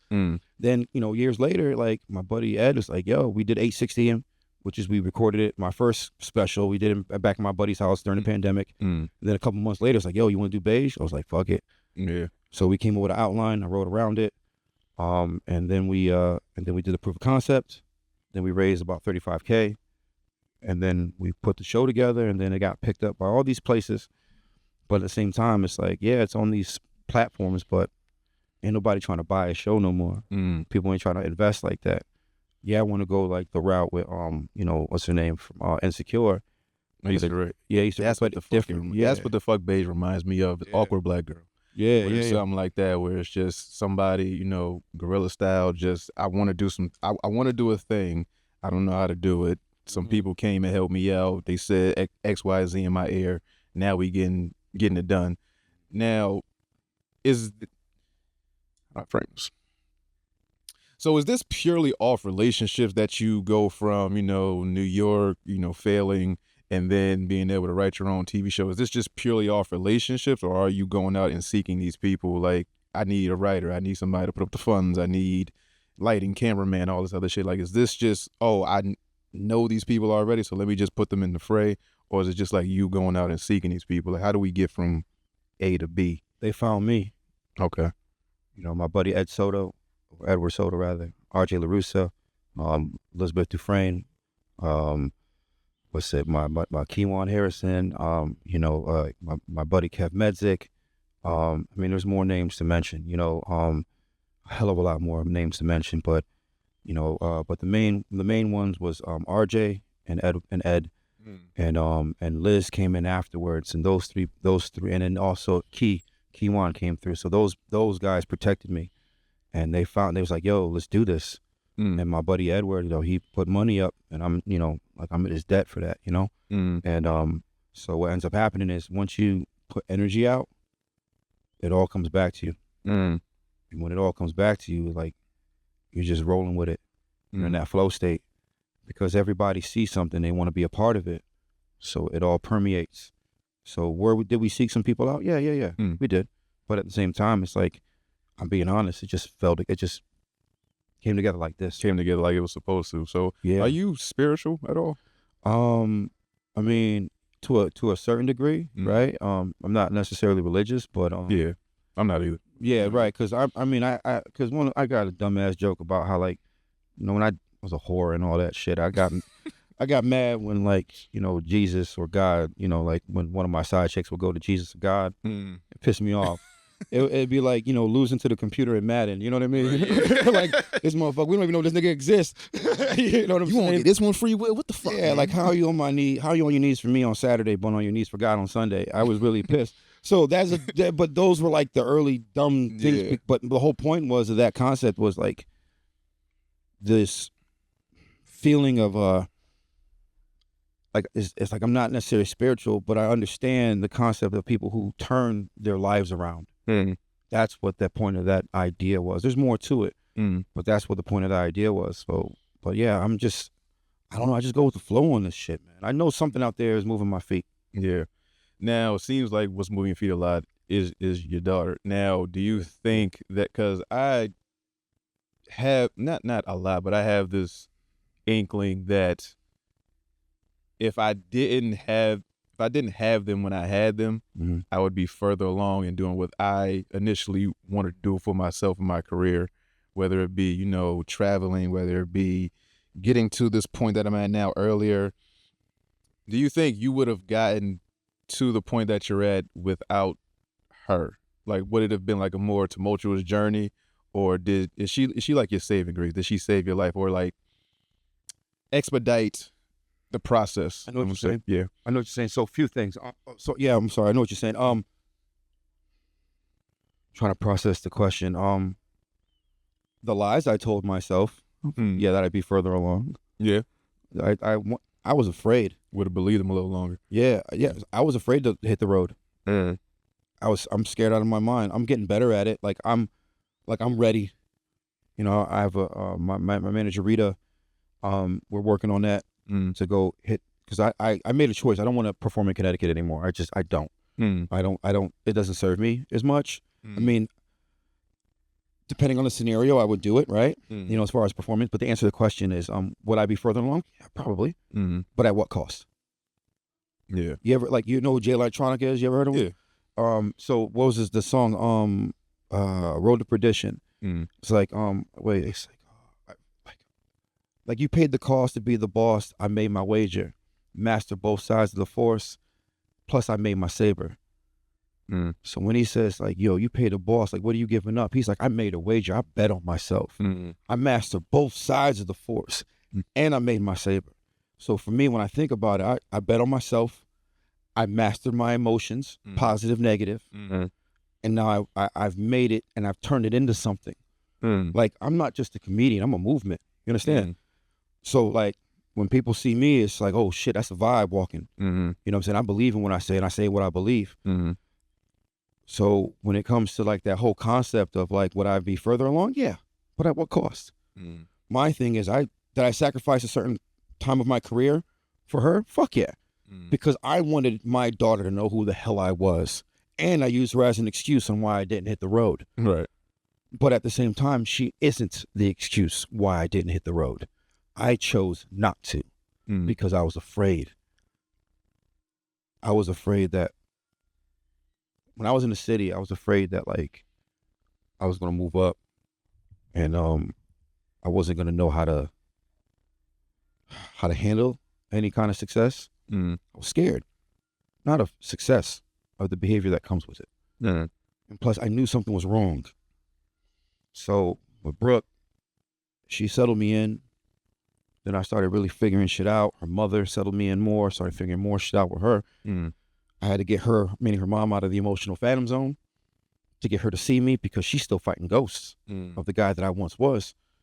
I wanted my foundation with them. I was okay with that, but I always still worked, right? So now I know who she is. Now she knows who I am. My wife and I were good. So when I think about it, right, like Chris Stefano, I came up with him, like I mentioned. So Chris was on this that Bert Kreischer podcast. Friend of mine that sent me this video, and Chris was saying that his daughter's a certain age, but he's never been to her swim meets. And he asked, like, and then Bert said something in the beginning, like, you know, like talking about his kids, like talking about kids in the beginning, and it's like, do you know your kids or some shit? He's like, no, that's why I drink, something of that nature, right? So, like I said, Chris continues saying, yeah, I've I made X amount of money. I made a lot of money last year, but I'm the only parent to never go to swim meet. I see all her stuff through FaceTime. That shit hurt. So that was the most real thing I've ever heard that man say in my life. And I've known him for a certain period of time. Yeah. And when he said that, my heart hurt for him. But he also told me that I made the right choice. Yeah. Because at the end of the day, this shit really means nothing. It's more so self-gratifying for you, but I feel like the legacy that you leave behind and the memories that you leave for certain people, that's what carries you on until, like, you know, you can be Rob Santos in front of the crowds and all that shit, but the shit that really matters is people that I give a fuck about, that call me dad, how they look at me matters more than anything. Well, it's interesting you say that because my legacy isn't my last name to her. My legacy isn't what she produces and becomes. That's not my legacy. Her life is her own. Yeah. My legacy is what I leave. She happens to be a part of that. Right. But she is not. No. I am her guide. She didn't ask to be here. My responsibility is her. Learning DBT and ACT therapy, I learned that responsibility is a value of mine. And it's what keeps me present. And my responsibility towards her is what I will continue to follow through on till I'm gone. My favorite part about being her guide, her father, is when shit doesn't go well. When she can rely on me. Yeah, when she need me, right? I'm useful. I got answers. 100%, right? But even then, and when I'm not useful, I'm grateful that I'm here. Yeah. I do a joke. Here we go again. I do another joke about, like, people ask me, like, hey, Rob, is your daughter the best thing ever happened to you? I'm like, ew, fuck no. It's like, hell no. It's like, no, I remember the first time I touched a titty. That was great. I remember the second time I touched a titty, it was the one right next to it. You know what I'm saying? And she let me do it twice. Amazing day. It was amazing. Yeah, exactly. And I remember the time my mother bought me a Super Nintendo. I was like, this is awesome. Never once did I, playing Super Mario Brothers, playing Super Mario World, did I ever think of, like, you know what'd be great? Taking care of a temperamental teenager right now. But why is that? Why is that concept? Why do I say that? Because I think I did in the show. The reason why I say that is because to let people know that I lived a life. Because people say, Rob, you got to live for your daughter. I'm like, ew. I talk about, suicide and shit. Like, you got to live for your daughter. Like, ew, no. Like, what do you mean no? My daughter can hate me tomorrow. Can I take myself out then? I have to do this for me. I have to know that I'm an individual and that she's an individual. We have blood and DNA that we share. And it's a choice for us to be where we are and how we love each other. That's a choice. And I let her know about that. And she lets me know about it. One day I said to her, like, hon, I don't know about you. I was going through it. Like I said, I've been struggling a bit because I'm just trying to move up to that next level with the show, like trying to sell it, all this other stuff. It's a fucking complicated mess because nobody wants to buy anything. So it's like, what am I doing, right? I told her one day, I was like, hon, I don't know about you, but being a dad is tough. And this is my first time being a dad, and I'm sure this is your first time being a daughter. Right. And when I say to her, it's like, I don't know what I'm doing. I'm doing my best for you and mom on a day, every single day. If I'm doing well, let me know. And if I'm fucking up, let me know. Because I'm doing everything I can to do what's best for myself so that you, mom, know that you can depend on me. And then she gives me this real big hug. And so, yeah, she's a big part of my inspiration. If anything, she even said, it's like, Dad, you're going to start paying me for all this shit, for using me. Being fucking muse. Yeah, you know what I mean? Yeah. And yeah. Now, are you partially how you are with your daughter because of how you grew up without a father? Oh, love how you said that. Well, I know it might not be the 100% sole reason why you are like you are, but it might be remnants of. Man, you have to do two parts of this, man. Damn. I made a choice early on that I wasn't going to raise Brooklyn in spite of, despite of, in spite, whatever it is, out of spite of my relationship with my father. I'm going to raise her the way I want to because it's what I believe to be true. I'm not raising her to sell a score. Yeah. You know what I'm saying? Like, hold on, let me see. I'm like, why the hell am I? Oh, here we go. Why am I going ahead and I done fucked it up. Gee. Yeah, no, I got it. Just me. No, because I cannot. No. Gee, we need you. No, I got it. Got it. Let's make it worse, guys. Technical difficulties. Yeah, come on, G. Yeah. We need you. You see like a man is helping me out? Right, yeah. Never had that in my life. I don't know how to fix it. I ain't have a father. No, yeah, I just want to make sure you guys can hear me. I just feel like, awesome. See, if I had that in my life, I'd be a better person. Would you? No. Yeah. Like, appreciate you. No, because I'm like, I'll give you an example. Like, thank you. Appreciate you. Like, and I'm so sorry if I'm taking forever. Oh my God. no, you good. Do this in 3 parts. So no, I don't know. No, and say the question one more time because I'm a little sidetracked. So, are you impartial? Impartial? Are you how you are with your daughter because of how you grew up without a father? Whoa, like again, good question. Like I said, I wanted to raise her based off of what I believe to be true, which is EQ over IQ. I wanted to teach her that there's like an emotional quotient over everything. And when I made that choice, I was like, this is what I'm going to do. This is how I'm going to go about it. And then once I discovered dialectical behavioral therapy, it just made the whole process easier. So any kind of impartiality as far as like this disconnect between my father and I, and then that being fuel to support her, be there for her, no, not at all. Because to me, then I'm raising her to prove to get back at her. You know what I'm saying? Let me get back at him. No, that's not the purpose, because that situation, that feeling does not serve me. And plus, I've noticed, like, I don't know anyone else, like, when I achieve a certain level of success, I get to angry black guy mode, where it's just like, now all of a sudden I got to dunk on somebody. Right. And it's just like, and then also I find myself still like crying in the middle of my kitchen, wondering why, like, has he seen it? Because that still lives in me. And now it's like, since I can't dunk on anybody, like, yeah, because like, if I like think about it like this, right? Because I didn't have my dad, and because I didn't have my father, rather, now all of a sudden, like, any type of success I get, now I'm angry black guy, I gotta dunk on somebody. Fuck that shit, yo. No one wanted to see me do anything. Nobody wanted. I did it without him. I did all that shit. Nobody wanted to help me, all that shit. But I think about the reality is, no, people like me. People love me. Like the gentleman in question. Now I'm gonna be an asshole here.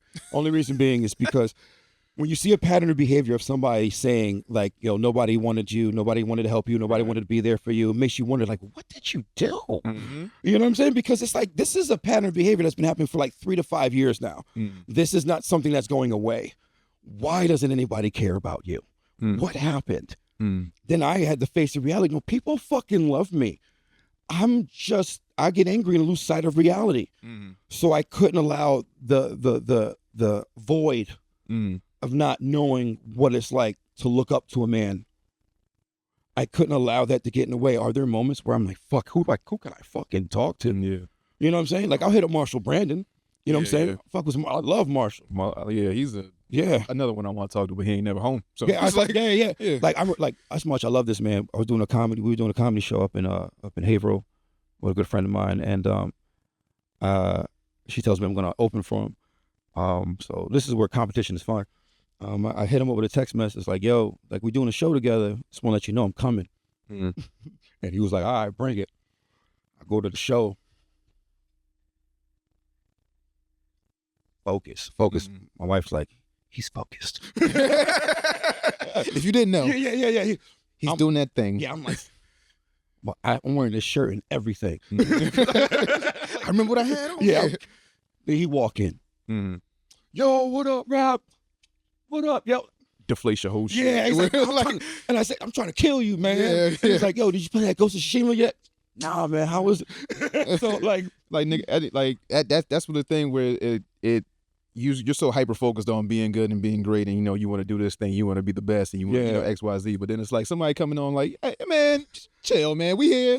Ain't no competition. You my brother in comedy. Like, we ain't trying to do all that. In general, yeah. It's like, Rob, I love you. Yes, it ain't. And so why does that matter?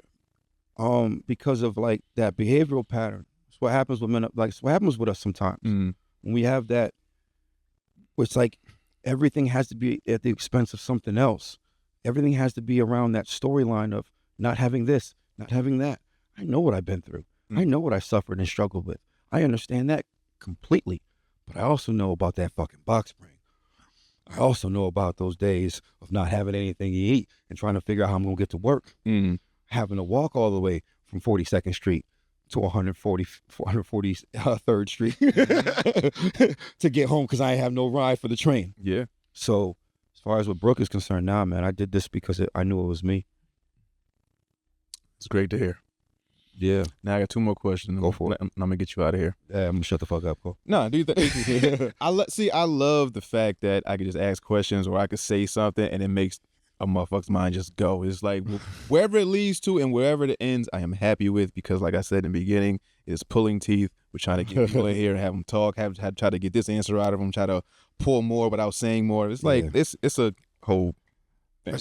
And I appreciate that. I just believe in, you know, man. I like I said, I've lived a life, man. I've done. I can't nobody tell me about my come up. And like I mentioned Marshall, like, you know, Marshall understands that. The first time I ever met Marshall, sidebar quick, first time I met Marshall, he comes up to me and says, I'm talking with a friend and he comes over.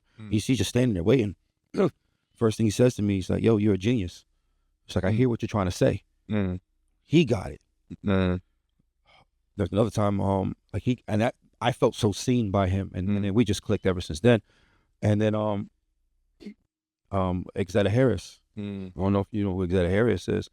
I mean, I gotta say, oh, Mrs. Harris, I'm sorry, I gotta say thank you for the happy birthday wish from. No, she said my daughter, and then she said it to me too. So I'm sorry, Mrs. Harris. I'm gonna say thank you, Mrs. Harris. I'm doing a comedy show we're downtown. I forget where it is. You know, I get off stage, and Miss Harris, you know, she waves me over, so I go sit down to her. She's like, you know what, you remind me of my Robin, and I'm like. You know, like Robin who? You know, she's like, I'm his widow. Exetta Harris. So I'm like, oh yeah. So see what? Wow. Yeah. So I'm like, so you like so, and then we sit and talk for like 30 minutes.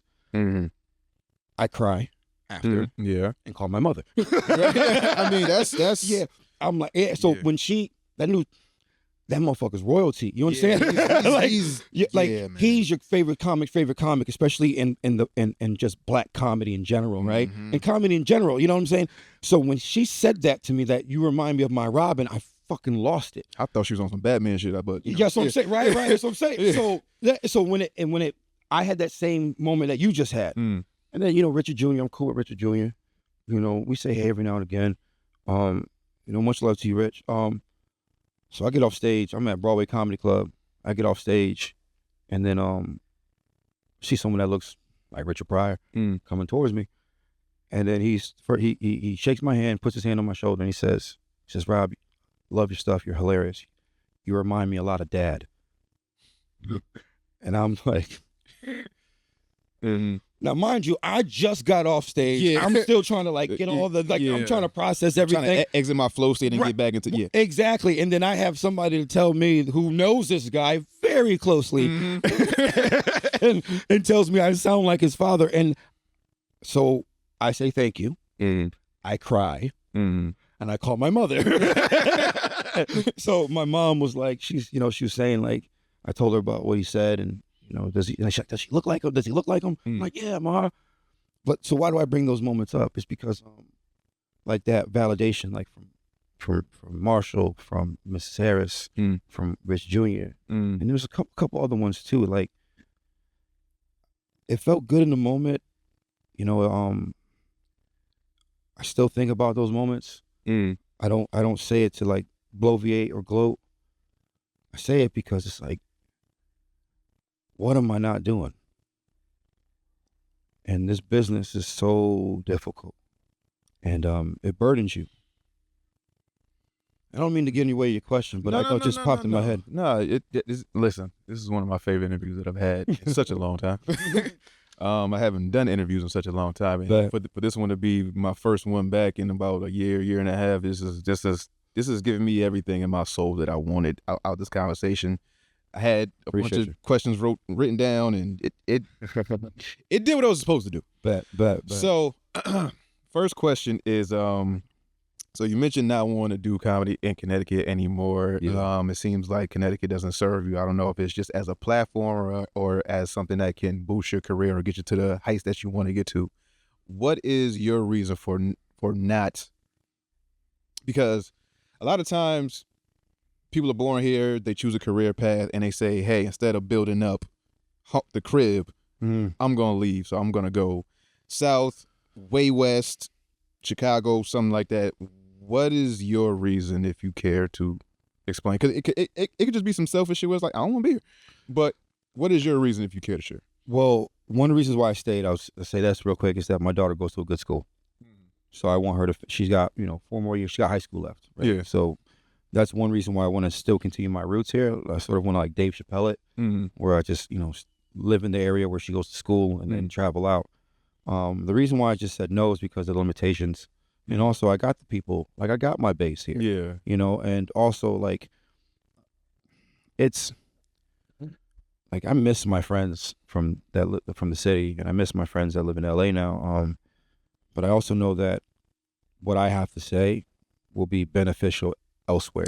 Yeah. And it's not because like, it's like, to me, sometimes I feel like in Connecticut, we're so used to like this sort of continuation of abolitionism, right?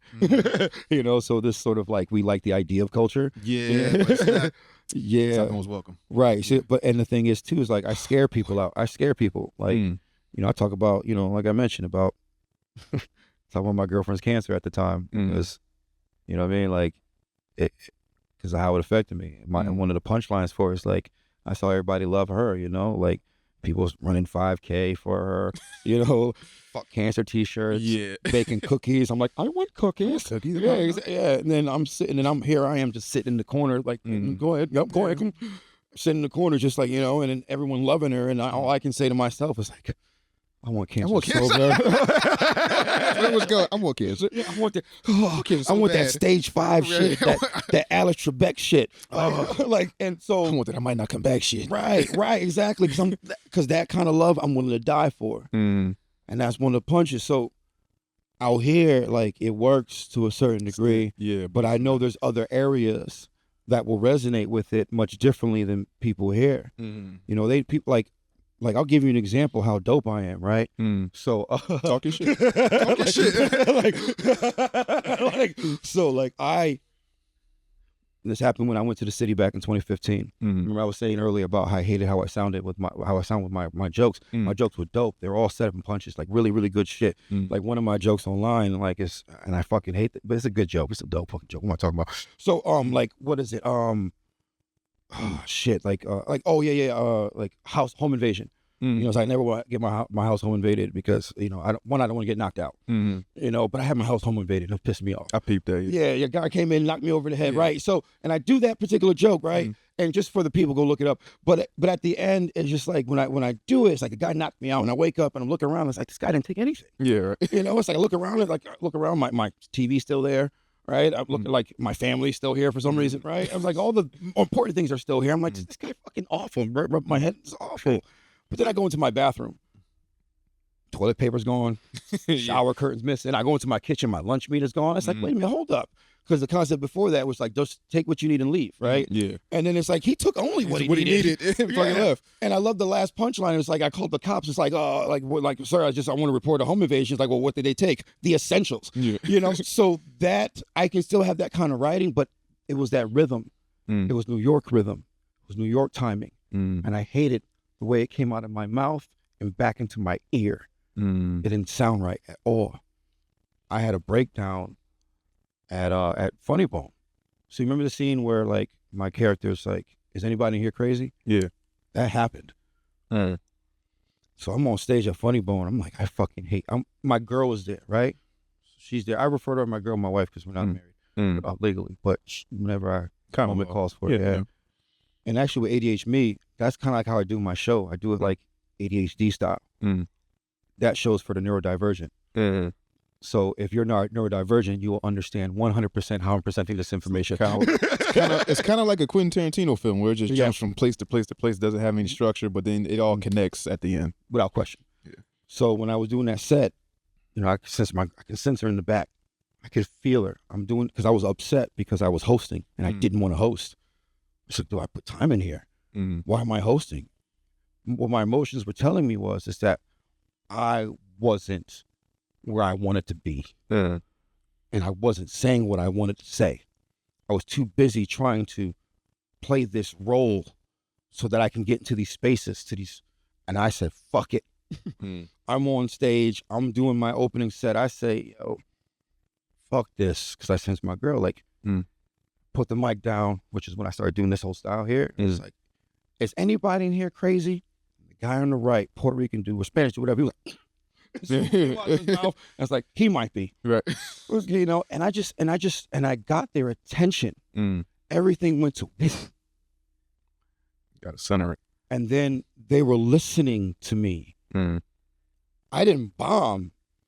That's when I started understanding my silence. If you ever hear comedians say that they're afraid of bombing or they've never bombed, that means they're not doing it right. Greer Barnes used to open for Chappelle. I'm at the Fat Black Pussycat.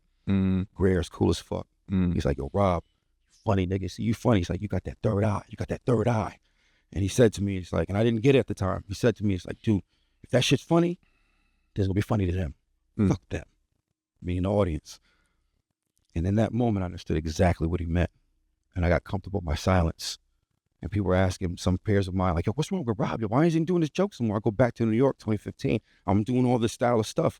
People like this real awesome, this real deep shit. And people are looking, what the fuck is this guy doing? I said, fuck this. And it felt good. Felt good. Just letting it all out and just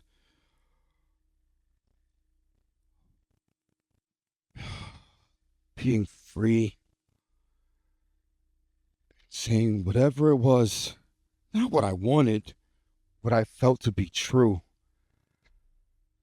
And it was like this weight was gone.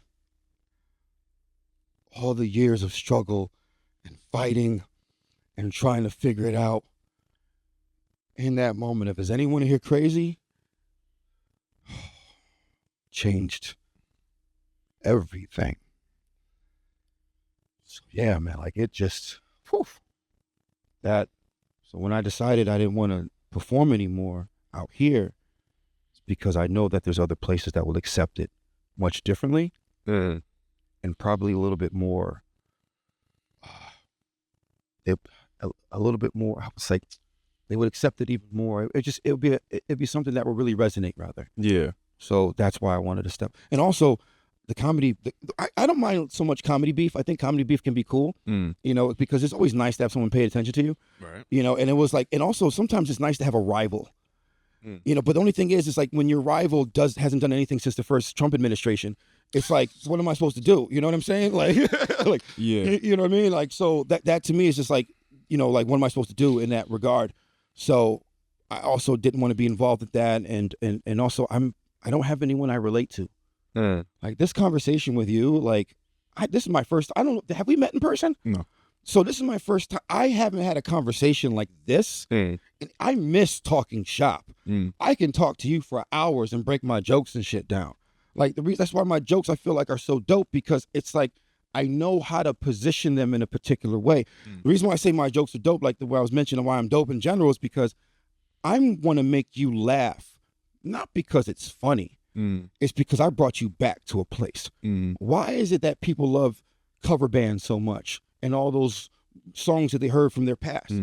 Because that emotion or that the brain chemistry, the firing off, it brings them back to where that place was. Making people feel. Right. So when I said earlier about she stopped crying, you went, oh, yeah.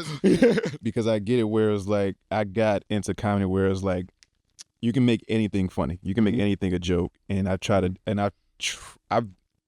trying to do that. But like I said, I haven't reached your level of freedom. So it's hard for me to do. But this conversation is helping me. Yeah. It's opening my eyes. I don't say I have a third eye yet, but I feel what it feels like to living through you, what it feels like to maybe have that third eye. You have to like be comfortable with your silence, and you have to be you cannot be afraid of dying. And so when I hear people say that they're never bombed on stage, that means you dancing for these motherfuckers up there. Yeah. So I had a kid, I had a young kid tell me, he's like, Mr. Rob, can you tell me your style of humor? Can you tell me a joke? I'm like, no, because I want to keep my job. And then two, you know, And two, it's like, you really want to know my style? He's like, yeah. It's like, I think of the most wild shit I can think of that means something to me. It's 8th grade kid, young, wonderful, amazing, beautiful young black boy. And I know, forgive me if that sounds weird, but when you see, like, I saw this young man, I'm like, that guy, that kid, he got it. Yeah, but he just need, like, he just need to hear somebody say it. Yeah, and I said, it's like, you are a beautiful, wonderful young man. He needs somebody, like, he needs a representation of, because it's one thing for you to say, but he needs a physical representation because he might not get that at home or where, right? And like the spaces he wants to be in, it's like, Mr. Rob, is that force for me, 100%. And I felt like it was my responsibility to tell him the truth. And he's like, yeah, Mr. Rob, because you look confident. I mean, look at your hair. Yeah. And I'm like, well, motherfucker. Like, you know what I mean? You don't give a fuck. Yeah. Like I can tell you give a fuck, but you don't give a fuck. Right. Yeah. But then I had to educate him on this part. Like I told him, like I said, you know what it is too? Like, you see this right there? It's like, that's your logo, right? I'm like, yeah, I trademarked this. I own this. My grandmother said, boy, you need to do something with your hair. So I trademarked it. And then when I said to him, it's like, you know what my style of humor is? And he's like, yeah, I say the most wildest shit that I can think of. That's meaningful to me. It's not just something crazy. It's just something that's very meaningful to me. And then I say it, and I make people uncomfortable, and that makes me laugh. So he's like, so you don't care about what people think, or you don't care about making people laugh? Exactly. And then he was just like, he got it. You can see like the synapses firing, like you can see them all connecting and like, doing the thing. Because if I care about if I care about what people think while I'm up there, then it takes away my edge. It takes away who I am. So for me, it's like, you'll figure it out as you continue to grow and push forward. And my thing is, one of my most favorite feelings, I love being embarrassed. I love, oh my God, being embarrassed is so great. Because you learn something. You can only come back from that and learn something from that. Right. And I love when a joke doesn't work. I love when a joke doesn't work. Like, oh my God, thank you guys. Motherfuckers don't get it. Right. I'm gonna make you get it next time. Exactly. Because laughter, and then we'll move on to the next thing. Laughter is a involuntary reaction. It's an involuntary reaction, that whatever it is. People laugh sometimes because of discomfort, or because something's funny, or because, they thought of something, or it's just an opportunity for somebody to process the situation. I was like, fuck this. I'm gonna make you feel how I want you to feel, but I'm going to give you the option to take it in. I'm going to make you feel some kind of way, because this is what I want to do. And then however you decide to react, that's on you. Once I started understanding through DBT on how to do that, that's when it all became a thing. Hold on 1 second. 1 second. I'm like, watch, this is going to be fucking hilarious. Ma. What? I'm recording a podcast right now. Oh, okay. All right. Well, what you want, though? What do you want? Well, I wanted to ask you if you want to do a project with me. I'm making the things for my birthday party, and I need a partner. Oh, well, I will think about it. I will try to come through. So I'm recording a podcast. So how long have you been calling while I have been on stage? I don't freaking know. My timing is so bad right now. So since the beginning of my career, right? Yeah. Well, when you were doing that, what was it, 816? No, Ma, before that, when I was in New York. So.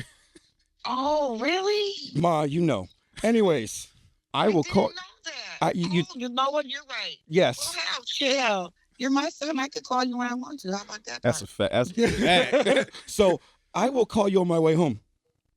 Okie dokie. All right, woman. Bye. Hi. Hey, Ma. So she's been calling me on stage for 18 years. So we do it so many times, like people think it's a bit. Yeah. So, but so you see what I'm saying? Like, this is, I can't stage that. It's like, hopefully they heard, but like, I mean, they heard it. Yeah, so, but I like, again, man, I think this is a wonderful opportunity to be able to express myself to you. I think this is wonderful. Yeah. And I relate to you in more ways than I can actually express right now, where it's just like so many things.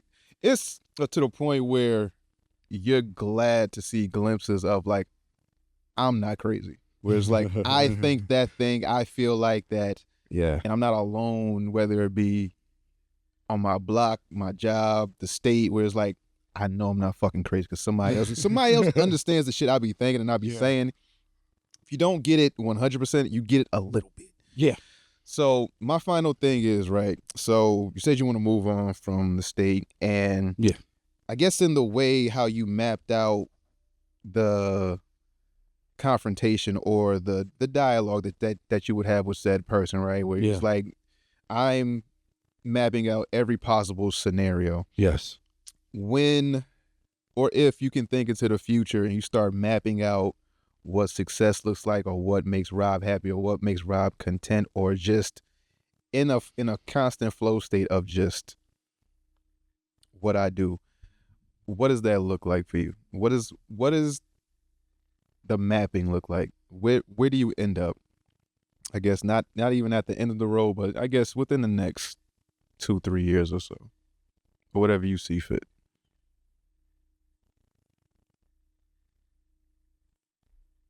I appreciate you bringing the coping head aspect up. Number one, like, those will be available for purchase at the end of the month. Letting go of that, but I have to write about it. Number one, because that story is important for all men to hear and understand. So what does that mean? Masculinity, this new concept, this new idea. I'm already writing a second one, man, and I haven't even fully performed the first one, except when we recorded it. So for me, it's like, when I think about these things, it's my issue is executive functioning is off.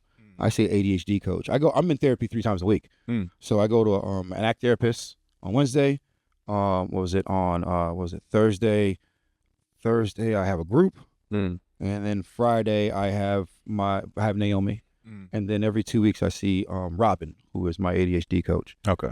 So, and then my new manager, Rita, we're mapping that out as we speak, because I need to figure out what are the great spaces to go. I have 3 intellectual properties that I can showcase. I have my Each One Teach One workshop, where I use social emotional learning, dialectical behavioral therapy skills, and trauma-informed teaching skills. So I teach kids comedy, improv using those dynamics. ADHD, I have Beige, and I can, do speaking events. I just all about creating credibility and then mapping out and going to different spaces. So we're going to go through New England, and then go down to New York, Mid-Atlantic states, and then eventually work my way west. So next 2-3 years, man, that's a great, what would I like to be in the next 2-3 years? I would really looking forward to seeing my daughter going to her junior year of high school, number one, but I don't, how do I say it? I stopped calling myself a crazy person. I stopped calling myself a functioning psycho. I no longer say that I'm crazy or weird. I no longer say that language anymore. And if you're ever around me and you hear me say I'm a crazy person, you're like, yo, Rob, I heard you told me, oh, my bad. I appreciate that. I stopped doing that because the brain only knows what you tell it. Like I mentioned earlier, happiness, I don't know if I will achieve it or I will be happy with whatever comes my way. I don't think happiness serves me, because to me, people define happiness with going on a beach somewhere 10 days away from their job and then going back to work and hating it. I bought a chicken sandwich a couple of days ago because I love being disappointed when I eat it. Like, I tell people I don't have to enjoy something to like it. No, I don't have to like something in order to enjoy it, basically. So for me, it's like I don't care. I don't want to be happy all the time. That shit's boring. I don't want to be. I love being bothered. I love being uncomfortable. I love being embarrassed. I love being seen. I love feeling pretty. I love being content. I love being in my flow state. But I don't think I will ever achieve a certain level of comfort, because that's not why I'm here. I'm not here to be happy, But do situations make me feel good? Right. Yeah. Like people say, oh, does your girl or your wife, your daughter make you happy? Ew, no. Do I feel good when I'm around them? Fuck yeah. Because why am I going to put that pressure on them to consistently make me feel happy? I need to know how to do that for myself. So I won't necessarily be happy on the road or anything like that, but I will feel productive. I will feel enlightened. And I will be like, yeah, these motherfuckers don't get this work. So I will feel in those moments that like, that I'm doing what I need to do because I don't feel like wasting any more time. And I want to say this because like, I'll give you an example. Back in my crazy person days, like I have a weird relationship with tartar sauce. Okay. My tongue was like, yo, I think we like this. I was like, do we? All right, fuck it, we gonna like tartar sauce. I just kept eating tartar sauce. And then guess what? I started liking tartar sauce. A friend of mine, he fucks with me, my friend Eric, I love Eric. He had these seltzer waters that he wanted to get rid of after a party. He knows how to mess with me. He's like, you want these seltzer waters? It's like, you know what? I know you don't want these because you're not gonna drink them. You're not gonna drink them. I was like, give me the seltzer water.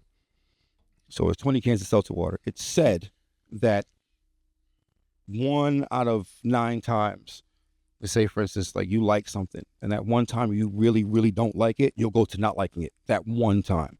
They said it takes like double or triple that in order for you to like something. So what I did was I started training my brain waves, started training my neurons by drinking seltzer water. And I kept telling myself that I liked it. I kept just messing with my taste buds. Just, we're going to drink this and we're going to like it. By can 15, 16, I like seltzer water. Seltzer water. Yeah.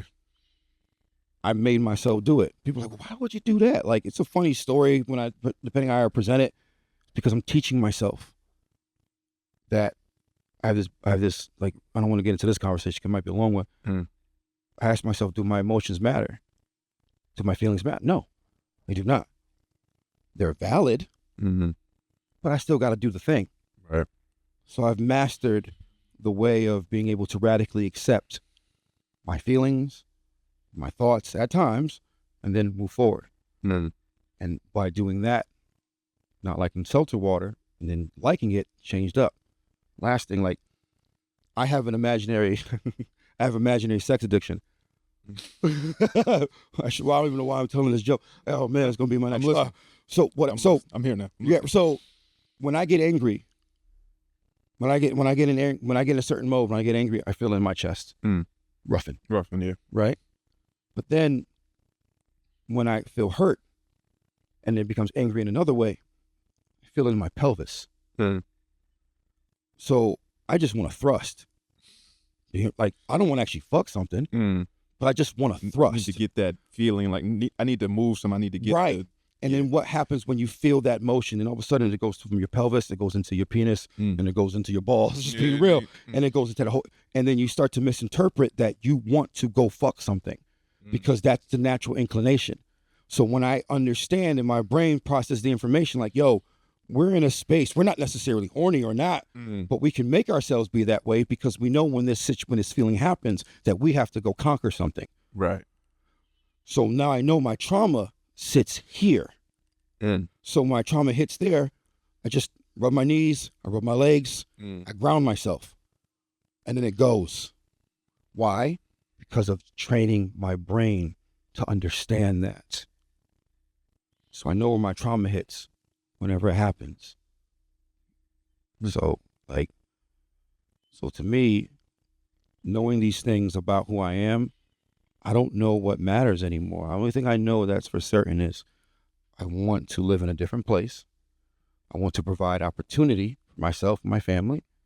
And I want to live in a space where I'm tired of dudes like digging in my trash can. This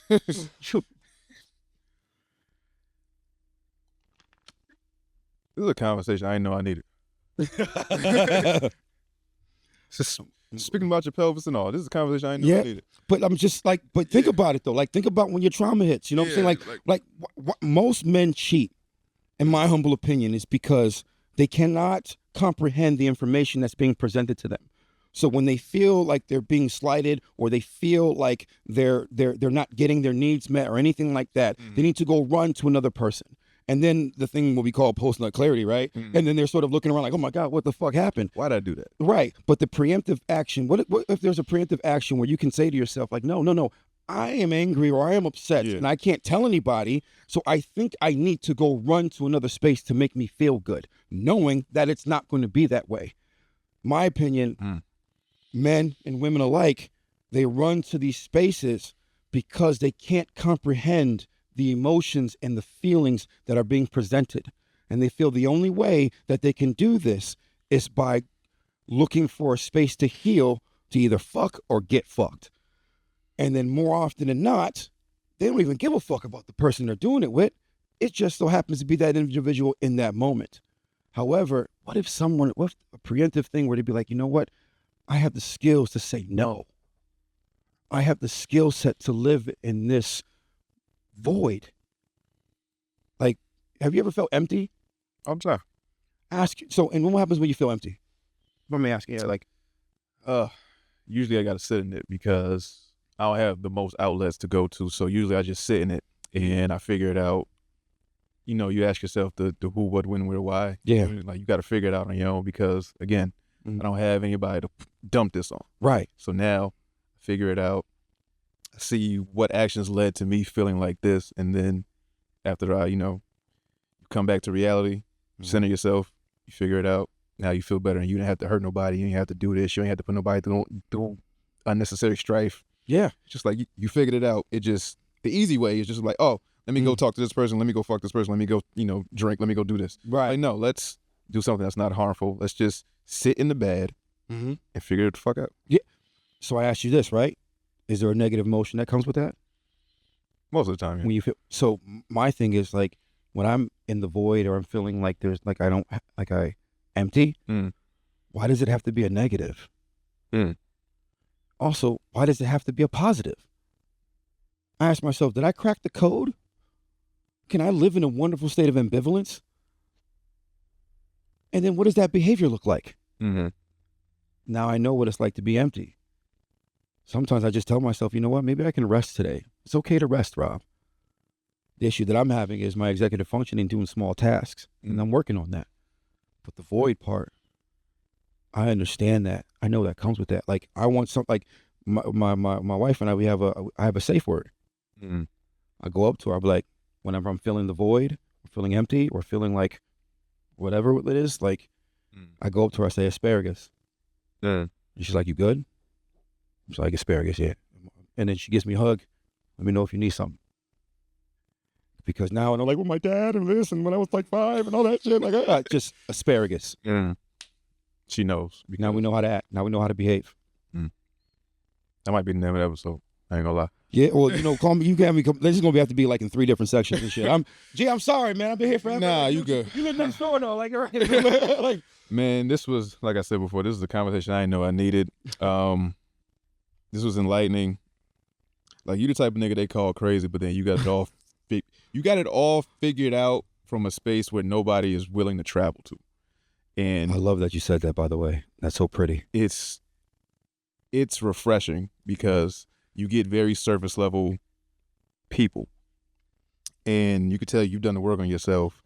And continue. I love what you just said there. You've done the work on yourself. You've dove into feelings that were once foreign, and now they feel, I guess, like home. Like, you know how to deal with certain things. You know how to not react to react. You know where to place certain things. You have it figured out, even though you're not done on your journey. Yeah. But you have figured out what you needed to figure out in the moment. But there's still so much to grow from, still so much to do. And I'm glad you came here. I'm glad I got a chance to talk to you. I appreciate that 100%. Because like, I want a few things, because that one is so dope. Like, I stole this from Kanye in a sense. It's like, I don't know how to have surface level conversations because all I say is dope shit. You know what I mean? Like, because it's like, so, but at the same time, it's just like, I go everything that I've been through from New York to like, from New York to like being here, the comedy beefs and, the obsessions part, what the fuck am I doing? Like, where am I going? Like, do I know who I am with Beige and ADHD and all the shit, all the stuff that I'm doing? And when I think about all these things that I've done, I can find a way to radically accept it. But in all actuality, all I want is for someone to touch my dick. Like just if you really think about it, like everything that I just said, this is powerful podcast. I just want my girl to touch my dick. Oh man, we could leave it there. Yeah. Like, oh man, Rob, man, it was. Oh my God, man, this is. Where can they find you on the socials, all that good shit, man? So go to robsantoscomedy.com. You can find me there. It has like my website. You go to Instagram at raggedy_Rob. What else is there? Like, yeah, those are the two main ones. I have a TikTok as well, raggedy_Rob as well. But yeah, look for me there. And Beige is currently playing on Tubi. It's currently streaming on Tubi. It's currently, you can purchase it on Amazon Prime. It's also like on some other thing called Vaba TV, another online source for like another YouTube network. Either way, I haven't gotten paid yet. Hopefully we can get some compensation somehow, some way. So go ahead, watch that shit, binge that shit. It's only 3 episodes, so it's like, it takes you less than an hour to fucking consume. Yeah. But then, go check them out on YouTube, all that good stuff. Rob, it's been a pleasure. It's been an honor. Thank you. Thank you for coming here. I guess that's it. So one thing's for certain, we too much for these niggas and 3 much for these hoes. I go by the name of Domino. That is Rob Santos. And we out here. 1,000 kisses to the haters cause they made me greater. 1,000 wishes from 1,000,000 slaves could raise a savior. 1,000 visits to these dickheads at these major labels. From Big Daddy Kane to Big Daddy Kane and Abel. You pay a cost to be a boss, nigga. I paid the wager. Master both sides of the force. And plus I made my saber. Yes sir, I'm a soul.